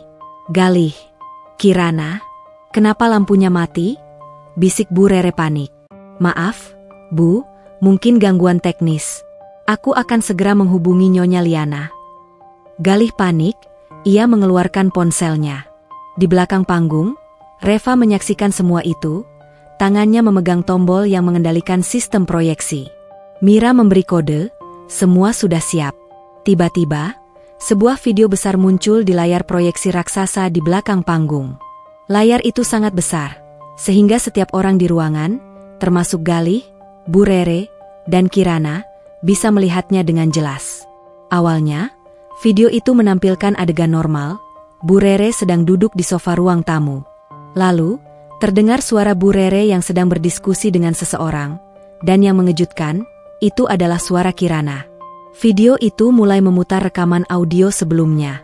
"Bu Rere, suara terekam cepat ceraikan Reva, Nak Galih. Kirana sudah menjanjikan rumah baru dan mobil mewah. Pokoknya, kamu harus lebih tegas. Ibu capek melihat Reva yang hanya membawa sial." "Kirana, suara terekam tentu, Bu Rere. Aku sudah siapkan uang mukanya. Aku sudah anggap ini sebagai investasi. Kita harus singkirkan si wanita rumahan itu secepatnya." Aula menjadi hening total. Bisikan-bisikan segera berubah menjadi gemuruh kaget. Mata para tamu membesar, menatap Bu Rere yang berdiri mematung di panggung. Bu Rere pucat, tubuhnya mulai gemetar. Ia mencoba memadamkan mikrofon yang masih menyala di tangannya, tapi sudah terlambat. Galih, di sampingnya, benar-benar syok. Ia menatap ibunya, lalu Kirana, dengan tatapan tidak percaya. Matanya mencari-cari Reva di sudut ruangan. Video itu berganti. Kini muncul klip. Rekaman suara Galih yang sedang menelepon Kirana dari balkon, berjanji untuk menceraikan istrinya. "Galih, suara terekam sayang, aku makin tertekan di rumah. Reva itu hampa. Aku janji, setelah kontrak Tekno Jaya ini selesai, aku akan segera menceraikannya. Kita akan hidup bahagia, ya. Dalam beberapa bulan, kita akan jadi keluarga bahagia." Boom! Suara pengkhianatan Galih meledak di seluruh ruangan. Galih merasakan bumi di bawah kakinya berguncang. Ia terjebak. Bu Rere terjatuh ke lantai. Kirana, di sampingnya, menutup mulut dengan tangan, matanya dipenuhi ketakutan. Mereka tidak hanya dipermalukan, tetapi semua kebusukan, keserakahan, dan konspirasi finansial mereka kini menjadi tontonan umum. Di tengah kekacauan itu, Reva berjalan dari sudut ruangan menuju panggung. Langkahnya tenang, anggun, namun penuh otoritas. Ia adalah pedang keadilan yang bergerak pelan. Galih, dengan wajah yang kini memerah dan dipenuhi keringat dingin, menunjuk Reva yang mendekat. "Reva, apa yang kamu lakukan? Kamu yang melakukan ini? Aku akan membunuhmu," teriak Galih, mencoba meraih Reva. Namun, sebelum Galih menyentuhnya, dua security profesional dari Tekno Jaya, yang menyamar sebagai pelayan, segera menahan Galih. Reva mengabaikan Galih, ia mengambil mikrofon yang dipegang Bu Rere. "Selamat malam, para tamu terhormat," suara Reva terdengar dingin, tegas, dan berwibawa, jauh berbeda dari nada lembut si wanita rumahan. "Saya rasa, tontonan ini belum berakhir. Justru, ini baru babak kedua." Seluruh ballroom membeku dalam keheningan yang mencekam. Ribuan pasang mata kini tertuju pada Reva yang berdiri tenang di atas panggung, menggenggam mikrofon yang tadinya dipegang Bu Rere. Gaun krem sederhananya seolah berubah menjadi jubah keagungan seorang ratu, sementara Galih, Kirana, dan Bu Rere tampak seperti patung lilin yang baru saja tersambar petir. Galih masih memberontak dalam cengkeraman ketat dua security berbadan besar. "Lepaskan aku. Reva, kamu dengar aku. Aku akan menghancurkanmu. Ini fitnah. Aku akan memenjarakanmu," teriak Galih, suaranya pecah oleh kemarahan dan rasa malu yang tak tertahankan. Bu Rere yang terduduk di lantai, kini mencoba merangkak. Wajahnya yang tebal make up tampak mengerikan karena bercampur dengan air mata panik. "Reva, anak tidak tahu diri. Kamu berani mempermalukan aku? Kamu pikir kamu siapa?" Reva menatap mereka, pandangannya dingin dan berjarak, seolah ia sedang mengamati tiga serangga yang terjebak dalam jaring laba-laba. Ia mengangkat tangannya, meminta ketenangan. "Tentu, Tuan Galih," suara Reva, yang diperkuat sound system, bergema lembut namun penuh otoritas yang tak terbantahkan. "Silakan saja. Tapi sebelum Anda menghubungi pengacara, saya rasa Anda harus tahu siapa lawan Anda yang sebenarnya." Reva melepaskan cincin kawinnya. Ia meletakkannya di atas podium, di sebelah kue ulang tahun yang belum terpotong. Cincin itu berkilau seolah memproklamasikan akhir dari sebuah janji suci. Ia menghela napas, lalu pandangannya menyapu seluruh ruangan. "Selamat malam, para tamu terhormat. Saya adalah Reva." Reva berhenti sejenak, mengambil jeda dramatis yang membuat jantung semua orang, termasuk Galih dan Bu Rere, berpacu kencang. "Dan saya adalah Erliana, CEO dari Tekno Jaya." Ledakan sunyi melanda aula. Bu Rere dan Galih yang tadinya sibuk merangkak dan berteriak, kini benar-benar terdiam. Syok besar menghantam mereka. Nama, Erliana, yang selama ini mereka takuti, hormati, dan sanjung-sanjung karena dianggap sebagai penentu nasib kontrak Galih, ternyata adalah wanita yang selama ini mereka rendahkan sebagai wanita rumahan yang hampa. Galih menatap Reva, matanya membelalak tak percaya. "Reva, tidak mungkin, kamu Nyonya Liana." Kirana, berdiri di samping Bu Rere, merasakan kakinya lemas. Wajahnya yang tadi pucat kini berubah menjadi hijau. Ia menatap Reva, seolah melihat hantu yang mengenakan blazer elegan. Reva menyunggingkan senyum kemenangan, senyum yang tak pernah ia tunjukkan sebelumnya. "Ya, Mas Galih. Saya Erliana. Saya pemilik mayoritas saham di Tekno Jaya, dan kebetulan, perusahaan ini adalah klien terbesar dari perusahaan supply chain tempat Mas Galih bekerja. Saya yang menentukan promosi Anda, Mas. Bukan Kirana, dan bukan pula koneksi Bu Rere." Bu Rere tersentak, ia berhasil berdiri. "Bohong. Kamu pasti bohong. Kalau kamu CEO, kenapa kamu di rumah? Kenapa kamu memasak untukku? Kenapa kamu memakai celemek murahan itu?" Reva memandang Bu Rere, tatapannya menyiratkan kesedihan dan keprihatinan yang mendalam sebelum kembali menjadi baja. "Saya melakukannya, Bu Rere, karena saya ingin tahu seberapa tulus Galih mencintai saya, bukan harta saya."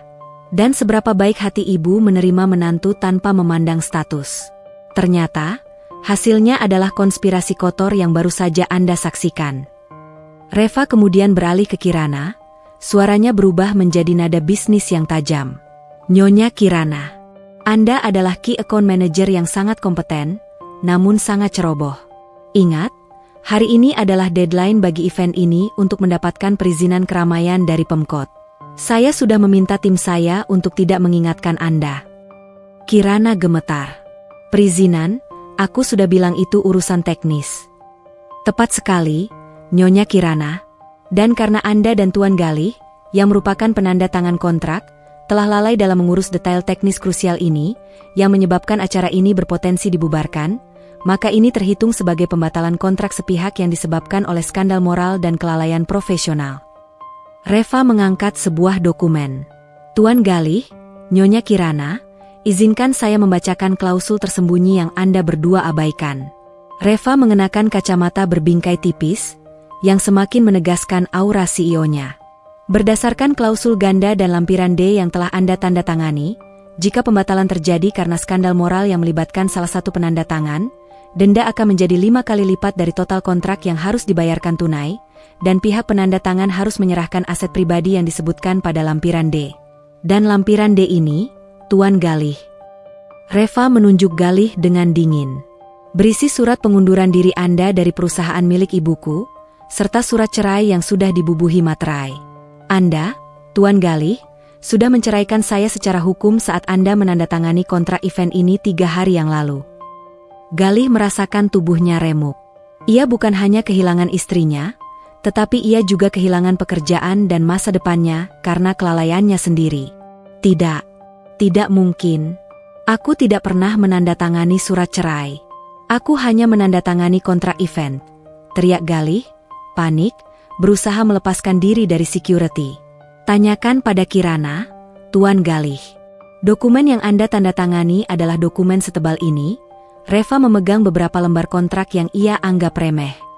Anda hanya membaca harga dan anggrek hitam, tetapi Anda mengabaikan detail hukum. Sebuah kecerobohan yang fatal bagi seorang manajer yang ingin promosi. Bu Rere akhirnya ambruk, menangis histeris.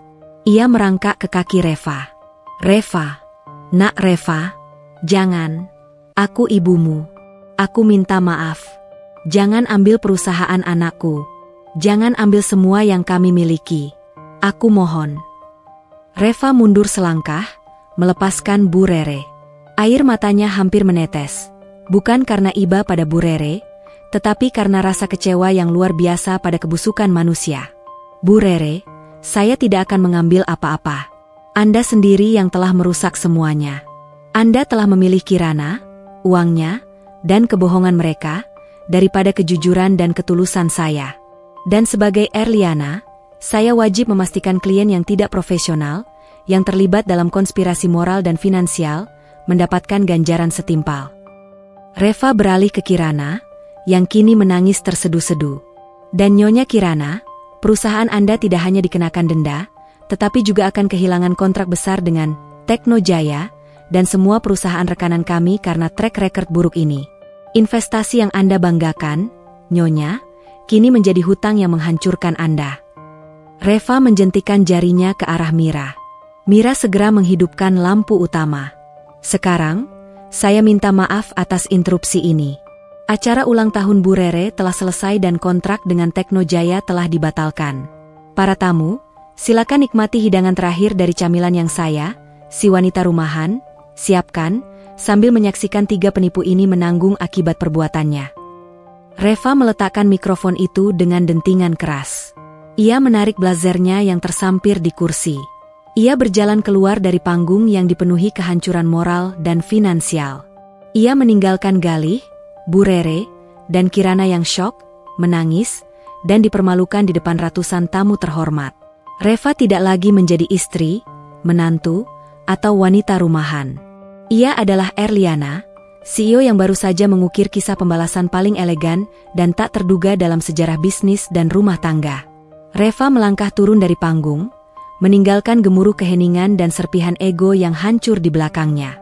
Kakinya mantap, pandangannya lurus ke depan. Ia baru saja menyelesaikan pertunjukan paling menyakitkan dan paling memuaskan dalam hidupnya. Di ballroom, kerumunan tamu mulai bubar dengan bisikan sensasi, meninggalkan Galih, Bu Rere, dan Kirana yang masih terpaku. Wajah mereka adalah kanvas horor yang tak terlupakan. Ia berjalan cepat menuju pintu keluar utama, di mana Mira, asistennya, sudah menunggu dengan tenang. Nyonya Liana, semuanya sudah terurus. Perusahaan Tuan Galih sudah menerima notifikasi pembatalan kontrak, dan surat cerai sudah sah secara hukum hari ini, bisik Mira, menyerahkan kunci mobil Reva. Terima kasih, Mira. Kerja bagus. Reva menjawab, suaranya kini sedikit mereda, namun masih dipenuhi oleh energi pelepasan. Ia bisa merasakan beban berat yang ia pikul selama bertahun-tahun kini terangkat, digantikan oleh rasa lega yang luar biasa. Saat Reva hampir mencapai pintu, langkahnya terhenti. Di ambang pintu, menunggu dengan setelan jas mahal dan senyum ramah yang tulus, berdiri seorang pria. Dia adalah Arjuna, 32, CEO dari perusahaan teknologi pesaing, Teknojaya. Sekaligus teman lama yang sudah lama mengagumi kecerdasan Reva, bahkan sebelum Reva menjadi Erliana yang terkenal. Arjuna hadir di acara itu karena diundang oleh salah satu klien penting yang juga merupakan rekanan bisnisnya. Arjuna melangkah mendekat, matanya yang hangat menatap Reva, tanpa ada sedikit pun rasa menghakimi atau terkejut berlebihan. Ia sudah terbiasa dengan drama dunia bisnis. Liana, Reva, panggil Arjuna lembut, menggunakan kedua nama itu dengan kesadaran penuh. Selamat malam. Reva terkejut melihat Arjuna. Di tengah badai yang ia ciptakan, kehadiran Arjuna terasa seperti pelabuhan yang tak terduga. Wajahnya yang biasa ia lihat di sampul majalah bisnis kini berdiri di hadapannya, menawarkan ketenangan. Arjuna, kamu di sini? Tanya Reva, berusaha menstabilkan emosinya. Aku diundang oleh Tuan Hendra. Aku tidak menyangka akan menyaksikan pertunjukan plot twist terbaik abad ini. Arjuna tersenyum tipis. Senyumnya berbeda dari senyum palsu yang sering ia lihat. Senyum Arjuna adalah angin segar di tengah gurun. Kamu tahu semuanya? Tanya Reva. Aku tahu siapa dirimu, Reva. Aku tahu kamu adalah wanita paling cerdas dan kuat di antara kita semua. Aku tahu cerita latar belakangmu, dan aku tahu alasan mengapa kamu menyembunyikan identitasmu selama ini. Aku juga tahu, Galih dia tidak pernah pantas untukmu, kata Arjuna, suaranya tulus dan penuh pengertian. Reva merasakan matanya menghangat. Ini adalah kali pertama ia didukung tanpa syarat, tanpa intrik, setelah sekian lama. Aku hanya ingin keadilan, Arjuna. Aku ingin mereka tahu, meremehkan seseorang hanya karena status sosial adalah kesalahan terbesar dalam hidup mereka, bisik Reva. Arjuna mengangguk, ia mengulurkan tangan. Bukan untuk berjabat tangan bisnis, melainkan untuk menggenggam tangan Reva. Genggaman itu hangat, meyakinkan, dan penuh janji tanpa kata. Kamu sudah mendapatkannya, Reva. Kamu telah mengajarkan mereka pelajaran berharga dengan cara yang paling elegan. Sekarang, saatnya kamu memikirkan dirimu sendiri. Kamu telah mengubur masa lalu itu, kata Arjuna, menunjuk ke dalam ballroom yang mulai dikosongkan. Mengubur. Ya, semua sudah berakhir. Reva menarik napas dalam-dalam. Galih sudah menandatangani surat cerai. Aku bebas. Arjuna tersenyum, matanya memancarkan kekaguman. Kamu adalah inspirasi, Reva. Bukan hanya di dunia bisnis. Setelah melihat apa yang kamu lakukan malam ini, aku semakin yakin. Kamu adalah wanita yang selalu kucari. Aku selalu tahu kamu bukan hanya wanita rumahan, Reva. Sejak dulu, aku melihatmu sebagai ratu. Kata-kata Arjuna menyentuh Reva jauh di tempat yang Galih dan Bu Rere tidak pernah bisa jangkau. Di hatinya, di harga dirinya, di jiwanya. Terima kasih, Arjuna. Reva membalas genggaman tangannya. Malam ini, aku mengubur masa lalu dan memulai hidup yang baru. Aku tidak akan lagi menjadi Reva yang patuh dan menyembunyikan diri. Mira, yang berdiri agak jauh, tersenyum kecil melihat interaksi kedua CEO tangguh ini. Ia tahu, babak cinta sejati Reva baru saja dimulai. Reva dan Arjuna meninggalkan ballroom yang kini telah menjadi monumen kehancuran bagi Galih, Bu Rere, dan Kirana. Saat mereka berjalan menuju tempat parkir, Arjuna memberanikan diri. Aku tahu ini mungkin terlalu cepat, Reva. Tapi, aku ingin kamu tahu perasaanku. Selama ini, aku hanya bisa mengagumimu dari jauh. Kita adalah pesaing bisnis, ya, tapi aku tidak pernah melihatmu sebagai musuh. Aku melihatmu sebagai partner yang setara, dalam segala hal, ujar Arjuna, matanya menatap serius. Partner? Ulang Reva, sedikit terkejut, namun hatinya terasa ringan. Ya, partner. Partner hidup. Aku tahu kamu lelah. Aku ingin kamu bersandar. Aku tidak peduli dengan harta atau statusmu, karena aku sudah punya milikku sendiri. Aku hanya ingin cintamu, Reva. Cinta yang tulus, tanpa kebohongan, tanpa intrik, jelas Arjuna. Reva berhenti. Ia menatap ke langit malam, seolah melepaskan sisa-sisa kesedihan dan dendam yang ia bawa. Ia melihat kembali ke matanya yang berbinar, memancarkan kejujuran yang menenangkan. Arjuna, kamu tahu persis siapa aku sekarang. Kamu tahu semua kelemahanku dan semua kekuatanku. Aku tidak perlu berpura-pura di depanmu. Reva membalas, senyumnya kini benar-benar tulus. Aku juga lelah dengan kepalsuan. Aku ingin memulai lembaran baru. Maka, izinkan aku menemanimu, Reva.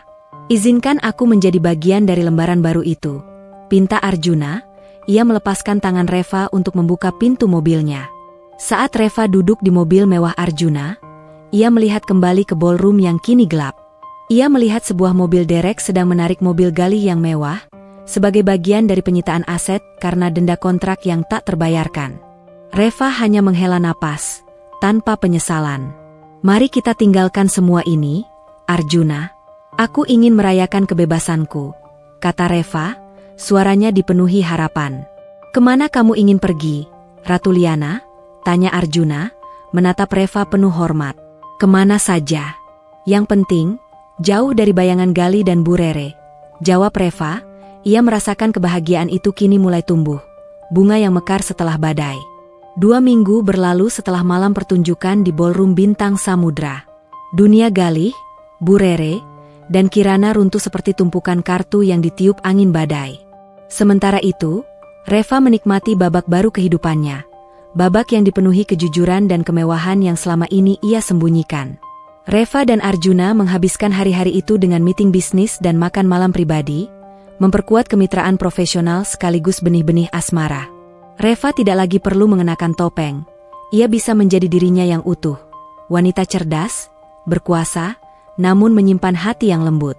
Suatu sore, Reva dan Arjuna sedang menikmati teh di lounge eksklusif di lantai atas kantor Tekno Jaya. Dari jendela, mereka bisa melihat lanskap kota yang membentang luas. Bagaimana perasaanmu sekarang, Reva? Kamu terlihat sangat damai, tanya Arjuna, menyerahkan cangkir teh. Reva menyesap tehnya, matanya memancarkan ketenangan. Damai, Arjuna. Aku merasa ringan seperti kapas yang terbang bebas. Tidak ada lagi sandiwara, tidak ada lagi kebohongan yang harus aku lindungi. Galih dan Bu Rere, mereka tidak pernah tahu betapa melelahkannya berpura-pura menjadi seseorang yang tidak berdaya. Mereka membayar mahal untuk kebodohan mereka, balas Arjuna. Kontrak itu, Reva, itu adalah karya seni hukum yang jahat. Aku harus mengakui kejeniusanmu. Reva tertawa kecil. Itu adalah kejeniusan di bawah tekanan, Arjuna. Denda 5 kali lipat dan penyitaan aset, hanya untuk menutupi hutang yang mereka timbulkan. Mobil Galih sudah ditarik, dan rumah itu sebenarnya milik ibuku. Mas Galih dan Bu Rere hanya menumpang. Sekarang, mereka sudah harus pergi. Lalu, bagaimana dengan Kirana? Tanya Arjuna. Kirana? Ia sedang mencoba menyelamatkan perusahaannya, tetapi aku sudah memastikan bahwa Tekno Jaya dan semua perusahaan rekanan besarku, termasuk perusahaanmu, tidak akan menjalin kerjasama dengannya. Track record moral dan finansialnya kini menjadi cap merah di dunia bisnis. Jelas Reva, suaranya mengandung nada keadilan yang dingin. Tiba-tiba, ponsel Reva berdering. Itu adalah nomor asing. Reva mengaktifkan speaker. Halo? Reva, ini Galih. Tolong aku mohon. Suara Galih terdengar putus asa, parau, dan sama sekali berbeda dari suara manajer sombong yang biasa Reva dengar. Reva dan Arjuna saling pandang. "Ada apa, Mas Galih?" tanya Reva datar. Aku dikeluarkan dari perusahaan. Mereka bilang aku melanggar kode etik dan merugikan perusahaan dengan pembatalan kontrak Tekno Jaya. Itu. Aku tidak punya apa-apa lagi, Reva. Ibu Rere jatuh sakit karena stres, dan Kirana dia menghilang. Dia mencampakanku setelah tahu aku bangkrut. Tangis Galih terdengar dari telepon. Investasi Kirana telah gagal, dan dia segera menarik diri. Batin Reva. Aku sudah berusaha mencari pekerjaan, Reva, tapi semua pintu tertutup. Mereka semua tahu apa yang terjadi di ulang tahun Ibu Rere. Aku mohon, Reva, kamu CEO Tekno Jaya. Kamu punya kekuatan. Tolong kembalikan pekerjaanku. Kita bisa kembali bersama. Aku janji akan mencintaimu. Galih memohon dengan suara yang membuat pendengarnya merasa jijik. Reva memejamkan mata sejenak, menahan rasa muak. Mas Galih, tolong dengarkan aku baik-baik. Aku sudah menceraikanmu secara sah. Aku tidak akan pernah kembali pada seorang pengkhianat yang meremehkan istrinya sendiri demi uang dan status. Tapi kamu bilang kamu hanya wanita rumahan. Kamu tidak punya apa-apa. Aku tidak tahu kamu bos. Kalau aku tahu, aku tidak akan selingkuh. Teriak Galih, kejujuran putus asa itu justru menjadi penutup kebodohannya. Reva tertawa miris. Itu adalah inti dari masalahnya, Mas Galih. Kamu mencintaiku hanya karena potensi kekuasaan yang bisa kamu manfaatkan, bukan karena diriku. Maaf, Galih. Aku tidak akan membantumu. Kamu harus bertanggung jawab atas konsekuensi dari setiap kata dan tindakanmu. Reva, kamu kejam. Kamu iblis. Kamu mempermalukan ibuku. Kami akan menjadi miskin, teriak Galih sebelum sambungan terputus. Arjuna mematikan speaker di ponsel Reva, lalu menggenggam tangannya. Kamu sudah sangat lembut, Reva. Memberinya kesempatan terakhir untuk meminta maaf dengan tulus, dan dia justru menunjukkan sifat aslinya. Dia hanya peduli pada uang, Arjuna. Bukan pada penyesalan, kata Reva. Ia mengambil napas panjang. Beberapa hari kemudian, Reva menerima kabar dari Mira. Bu Rere akhirnya dipindahkan ke rumah sederhana milik kerabat jauh di luar kota, sementara Galih bekerja serabutan sebagai driver online untuk membayar hutang yang menumpuk. Kirana benar-benar menghilang, tidak mampu membayar denda yang dijatuhkan Tekno Jaya. Reva tahu, pembalasan itu sudah sempurna. Galih dan Bu Rere tidak hanya kehilangan harta, tetapi mereka juga kehilangan status dan harga diri, sesuatu yang paling mereka agungkan. Reva tidak mengambil kekayaan mereka. Ia hanya menghapus privilege dan ilusi kemewahan yang selama ini mereka gunakan untuk merendahkannya. Kamu sudah puas, Reva? Tanya Arjuna suatu malam, saat mereka makan malam romantis di apartemen Reva. Puas? Reva tersenyum, menatap lilin yang bergoyang. Aku merasa ditebus, Arjuna. Aku merasa diriku yang sebenarnya akhirnya diakui. Aku tidak lagi harus hidup dalam bayangan. Aku sudah membayar harga untuk kebebasanku. Sekarang, lautan di depanku terbuka lebar. Arjuna menggeser kursinya mendekat. Dan aku siap berlayar bersamamu, Ratu Liana. Bukan karena kamu CEO, tapi karena kamu adalah wanita yang berani memilih harga diri di atas pengkhianatan. Kamu memilih kebenaran di atas kepalsuan. Itu yang membuatku jatuh cinta padamu. Reva meletakkan tangannya di atas tangan Arjuna. Aku juga mencintaimu, Arjuna. Kamu melihat aku yang sebenarnya, bukan Reva si ibu rumah tangga, dan bukan Erliana si penguasa. Kamu melihat hati yang lelah dan berani. Mereka berbagi ciuman yang tulus, sebuah janji awal yang tidak didasarkan pada uang atau status, melainkan pada rasa hormat dan cinta yang setara. Beberapa minggu setelah Galih, Bu Rere, dan Kirana merasakan pahitnya kejatuhan, Reva memasuki babak kehidupan yang tenang. Kehadiran Arjuna adalah penyembuh luka yang lembut. Reva kini fokus mengurus bisnisnya dan yang terpenting, mendampingi ibunya di rumah sakit. Berkat perawatan intensif, kondisi ibu Reva, yang merupakan pemilik sejati perusahaan tempat Galih dulu bekerja, mulai membaik. Sore itu, Reva berada di kamar rawat ibunya. Ibunya, dengan senyum tipis, memegang tangan Reva. Ibu lega, "Reva, kamu sudah bebas. Semua kebohongan dan sandiwara itu sudah berakhir," bisik ibunya. "Semua berkat dukungan ibu. Reva tidak akan bisa menjadi Erliana tanpa restu ibu," jawab Reva, menunduk haru. "Dan perusahaan kita, Bu, sekarang semakin besar setelah kasus event itu. Tekno Jaya mendapat banyak sorotan dan klien baru. Itu karena kamu bekerja dengan hati, Reva. Bukan hanya dengan pikiran," kata ibunya, bijaksana. Tiba-tiba, pintu kamar rawat terbuka. Arjuna masuk membawa buket bunga besar dan keranjang buah-buahan. Ia tersenyum hangat, menyapa ibu Reva. "Selamat sore, Tante. Kondisi Tante hari ini terlihat lebih baik," sapa Arjuna ramah. "Ah, kamu Arjuna, calon menantu Tante, ya?" Reva sudah cerita banyak. "Kalian berdua adalah duo CEO terhebat yang pernah Tante kenal," goda ibu Reva, membuat pipi Reva merona. Arjuna tertawa. "Saya hanya berusaha menyeimbangkan fierce-nya Reva, Tante. Dia adalah wanita yang sangat berharga." Obrolan mereka mengalir ringan, membahas rencana masa depan, bukan lagi dendam masa lalu. Reva merasa lengkap. Ia memiliki cinta yang tulus dan keluarga yang mendukung. Meskipun Reva sudah sepenuhnya move on, masih ada satu puzzle terakhir yang harus ia tempatkan. Satu tindakan yang akan menjadi penutup yang elegan bagi kisah ini, yang juga akan membuat pembaca merasa puas dan tetap penasaran. "Arjuna," ujar Reva suatu malam, saat mereka makan malam di restoran tepi pantai, "aku ingin melakukan satu hal lagi. Ini bukan tentang dendam, tapi tentang kepastian nasib." "Apa itu, sayang? Menuntut Kirana lebih jauh?" tanya Arjuna. "Bukan. Kirana sudah hancur. Gali dan Bu Rere sudah merasakan miskin. Itu sudah cukup. Tapi, aku ingin memberikan mereka kesempatan terakhir untuk introspeksi, sebuah kejutan yang akan membuat mereka benar-benar sadar bahwa kekuasaan tidak harus digunakan untuk menghancurkan, tetapi untuk membangun," jelas Reva, matanya berkilat cerdas. Beberapa hari kemudian, Reva memanggil Mira ke kantornya. "Mira, saya ingin kamu melakukan satu tugas terakhir, yang sangat rahasia. Saya ingin kamu mencari Galih. Dia bekerja sebagai driver online sekarang, kan?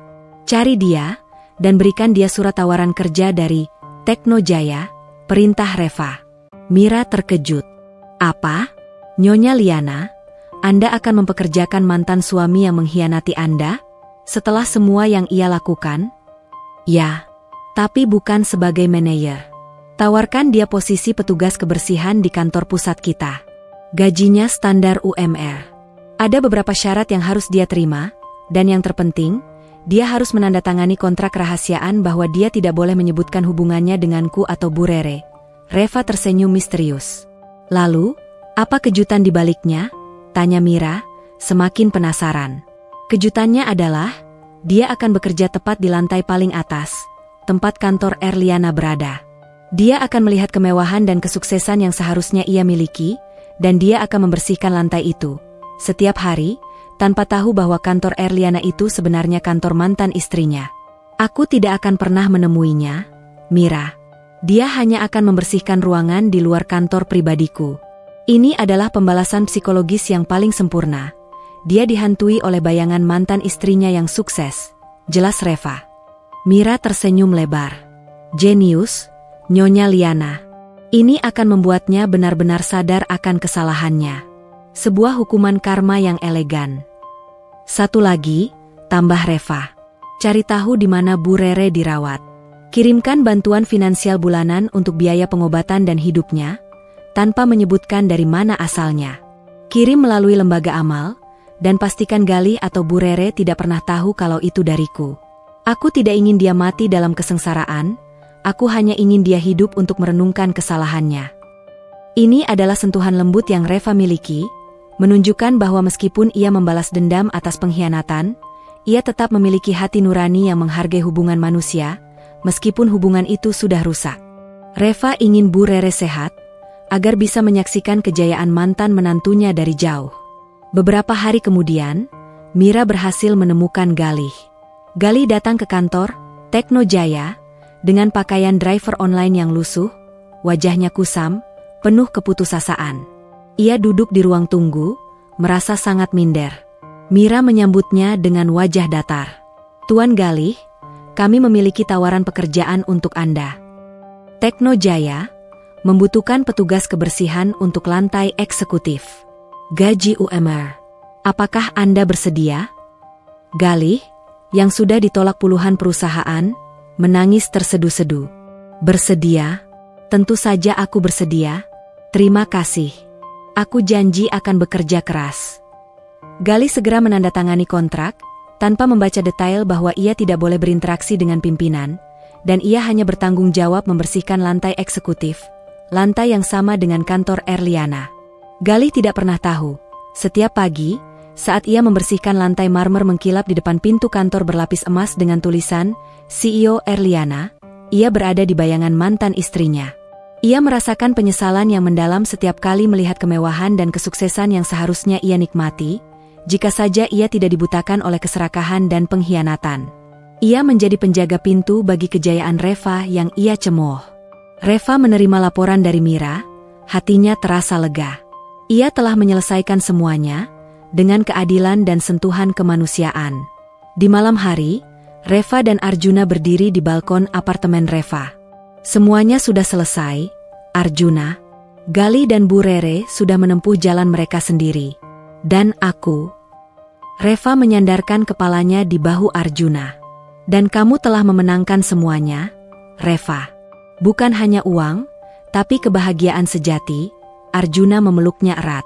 "Aku mencintaimu, Arjuna," bisik Reva. "Aku juga mencintaimu, Erlianaku yang hebat," balas Arjuna. Semua konflik sudah selesai, semua penipu telah menerima ganjaran, dan Reva telah menempatkan dirinya pada jalur kebahagiaan sejati. Meninggalkan satu plot twist kecil yang menjamin pembaca merasa puas sekaligus tertawa melihat nasib Galih. 6 bulan telah berlalu sejak Reva menutup tirai sandiwara masa lalunya. Langit pagi di kota metropolitan terasa cerah, secerah suasana hati Reva. Ia duduk di ruang kerjanya yang elegan di Tekno Jaya, yang kini terasa seperti tahta yang nyaman, bukan lagi medan perang. Ibunya sudah pulih sepenuhnya dan kini aktif kembali sebagai penasihat senior di perusahaan Galih yang lama, perusahaan yang kini berada di bawah kendali penuh Reva sebagai pemilik saham mayoritas. Reva menjalani hubungan yang indah dan matang bersama Arjuna. Mereka tidak hanya saling mencintai, tetapi juga saling menghormati dan mendukung sebagai dua CEO yang ambisius. Pagi itu, Arjuna tiba di kantor Reva, membawa 2 cangkir kopi latte favorit Reva. "Selamat pagi, Ratu Liana. Aku membawakan doping untuk meeting hari ini," sapa Arjuna, mencium kening Reva dengan lembut. "Terima kasih, Raja," balas Reva, menerima kopi itu. "Aku sedang membaca laporan keuangan. Perusahaan kita berdua akan mencapai target ambisius itu bulan depan. Semua berjalan lancar. Itu karena kita bekerja sebagai tim impian," kata Arjuna, duduk di sofa. "Tidak ada lagi intrik, tidak ada lagi kebohongan. Hanya kejujuran dan tujuan yang sama." Reva tersenyum, lalu pandangannya jatuh ke halaman majalah bisnis yang tergeletak di mejanya. Di sampulnya, terpampang wajah Reva yang bersinar sebagai CEO termuda paling inspiratif. Sebuah headline yang memproklamasikan kejayaan Reva di hadapan dunia. Arjuna mengambil majalah itu dan membaliknya. Sebuah headline kecil di pojok bawah halaman berita ekonomi berbunyi, "Mantan manajer bangkrut dan ibu mertua kejamnya kini hidup sederhana di pinggiran kota." Membaca berita ini, apakah kamu benar-benar tidak menyesal, Reva? Tanya Arjuna, suaranya dipenuhi rasa ingin tahu yang murni. Reva menggeleng tegas. "Menyesal? Aku hanya menyesal kenapa aku tidak membuka mata lebih cepat. Tapi, tidak, Arjuna. Aku tidak menyesali pembalasan itu. Pembalasan itu adalah kunci pembuka gerbang kebahagiaanku. Tanpa kehancuran itu, aku tidak akan pernah tahu betapa berharganya diriku. Aku tidak akan pernah tahu betulusnya hatimu." "Dan bagaimana dengan Galih? Apakah dia masih bekerja di sini?" Arjuna bertanya, matanya sedikit nakal. Reva terkekeh, tawa lepas tanpa beban yang sudah lama hilang dari hidupnya. "Ya, dia masih bekerja di sini. petugas kebersihan lantai eksekutif. Setiap pagi, dia membersihkan lantai di depan pintu kantorku, tanpa pernah tahu bahwa bos yang ia agungkan itu adalah mantan istrinya yang ia buang. Itu adalah hukuman yang adil. Dia harus menghormati tempat yang ia rendahkan, dan menghargai kesuksesan yang ia sia-siakan. Dia tidak pernah melihatmu. Tidak pernah. Aku sengaja mengatur jadwal agar dia bekerja saat aku sudah di dalam kantor, atau saat aku pergi. Dan dia memegang teguh kontrak kerahasiaan itu, karena dia takut dipecat dan kehilangan satu-satunya pekerjaan yang tersisa. Ironis, bukan? Dulu dia sombong karena jabatan, sekarang dia patuh karena posisi terendah. Jelas Reva, ada nada kemanusiaan dalam suaranya, bukan lagi dendam. Tiba-tiba, Arjuna berlutut di depan Reva. Reva terkejut, matanya membesar. Arjuna, apa yang kamu lakukan? Arjuna mengeluarkan kotak bludru merah kecil dari saku jasnya. Di dalamnya, berkilau sebentuk cincin berlian yang sederhana, namun memancarkan kemurnian. Reva, aku tidak akan melamarmu di ballroom mewah. Aku akan melamarmu di tempat di mana kamu berkuasa, di tempat di mana kamu menemukan kembali dirimu yang sebenarnya, ujar Arjuna, matanya memancarkan ketulusan yang lebih terang dari 1000 berlian.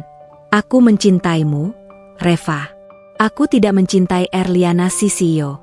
Aku mencintai Reva yang gigih, yang cerdas, yang kuat, dan yang berani menuntut keadilan.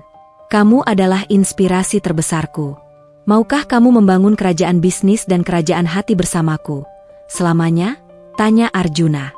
Air mata Reva menetes, air mata kebahagiaan sejati. Ia mengulurkan tangannya. Ya, Arjuna. Aku mau. Tentu saja aku mau. Arjuna menyematkan cincin itu di jari manis Reva, di tempat yang dulunya disematkan cincin pernikahan Galih yang penuh pengkhianatan. Cincin ini terasa ringan, penuh janji dan harapan. Kita akan menikah segera. Dan kita akan membuat cerita cinta kita menjadi headline di seluruh dunia. Bisik Arjuna, memeluk Reva erat. Pernikahan Reva dan Arjuna diadakan 6 bulan kemudian, sederhana namun sangat elegan. Hanya keluarga dekat dan rekan bisnis terpercaya yang hadir. Mereka resmi menjadi pasangan emas bisnis di Asia. 1 minggu setelah pernikahan, Reva sedang mengemudi bersama Arjuna menuju bandara untuk bulan madu. Mereka berhenti di lampu merah. Reva melihat ke pinggir jalan. Di sana, ia melihat Bu Rere. Bu Rere terlihat menua, mengenakan pakaian sederhana, sedang menunggu bus. Di sebelahnya, berdiri Galih, berpakaian rapi, namun tampak lelah, seperti baru pulang kerja shift malam. Galih terlihat sedang memberikan uang kepada ibunya. Mereka berdua berbicara, wajah mereka menunjukkan kelelahan hidup, namun tidak ada lagi kesombongan di sana. Itu Galih dan Bu Rere, bisik Arjuna, tangannya menggenggam tangan Reva. Ya, Reva menatap mereka tanpa emosi, tanpa dendam. Mereka sudah menemukan takdir mereka, Arjuna. Galih sudah mulai bertanggung jawab, dan Bu Rere sudah belajar bahwa uang bukanlah segalanya. Reva tahu, Galih masih bekerja di Teknojaya, dan Bu Rere masih menerima bantuan finansial anonim darinya. Lampu berubah hijau. Reva menekan pedal gas. Kita akan pergi sekarang. Meninggalkan masa lalu, dan menuju masa depan kita, ujar Reva.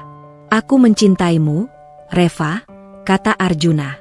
Aku juga mencintaimu, suamiku, jawab Reva. Mereka berdua melaju, meninggalkan bayangan masa lalu yang kelam, menuju matahari terbenam yang menjanjikan cinta sejati, kekuasaan yang seimbang, dan kebahagiaan tanpa kepalsuan. Kisah Reva membuktikan bahwa kehancuran terbesar bukanlah kehilangan harta, melainkan kehilangan harga diri. Dan Reva, sang CEO yang dipermalukan, telah mendapatkan kembali mahkotanya dengan sangat elegan. Tamat.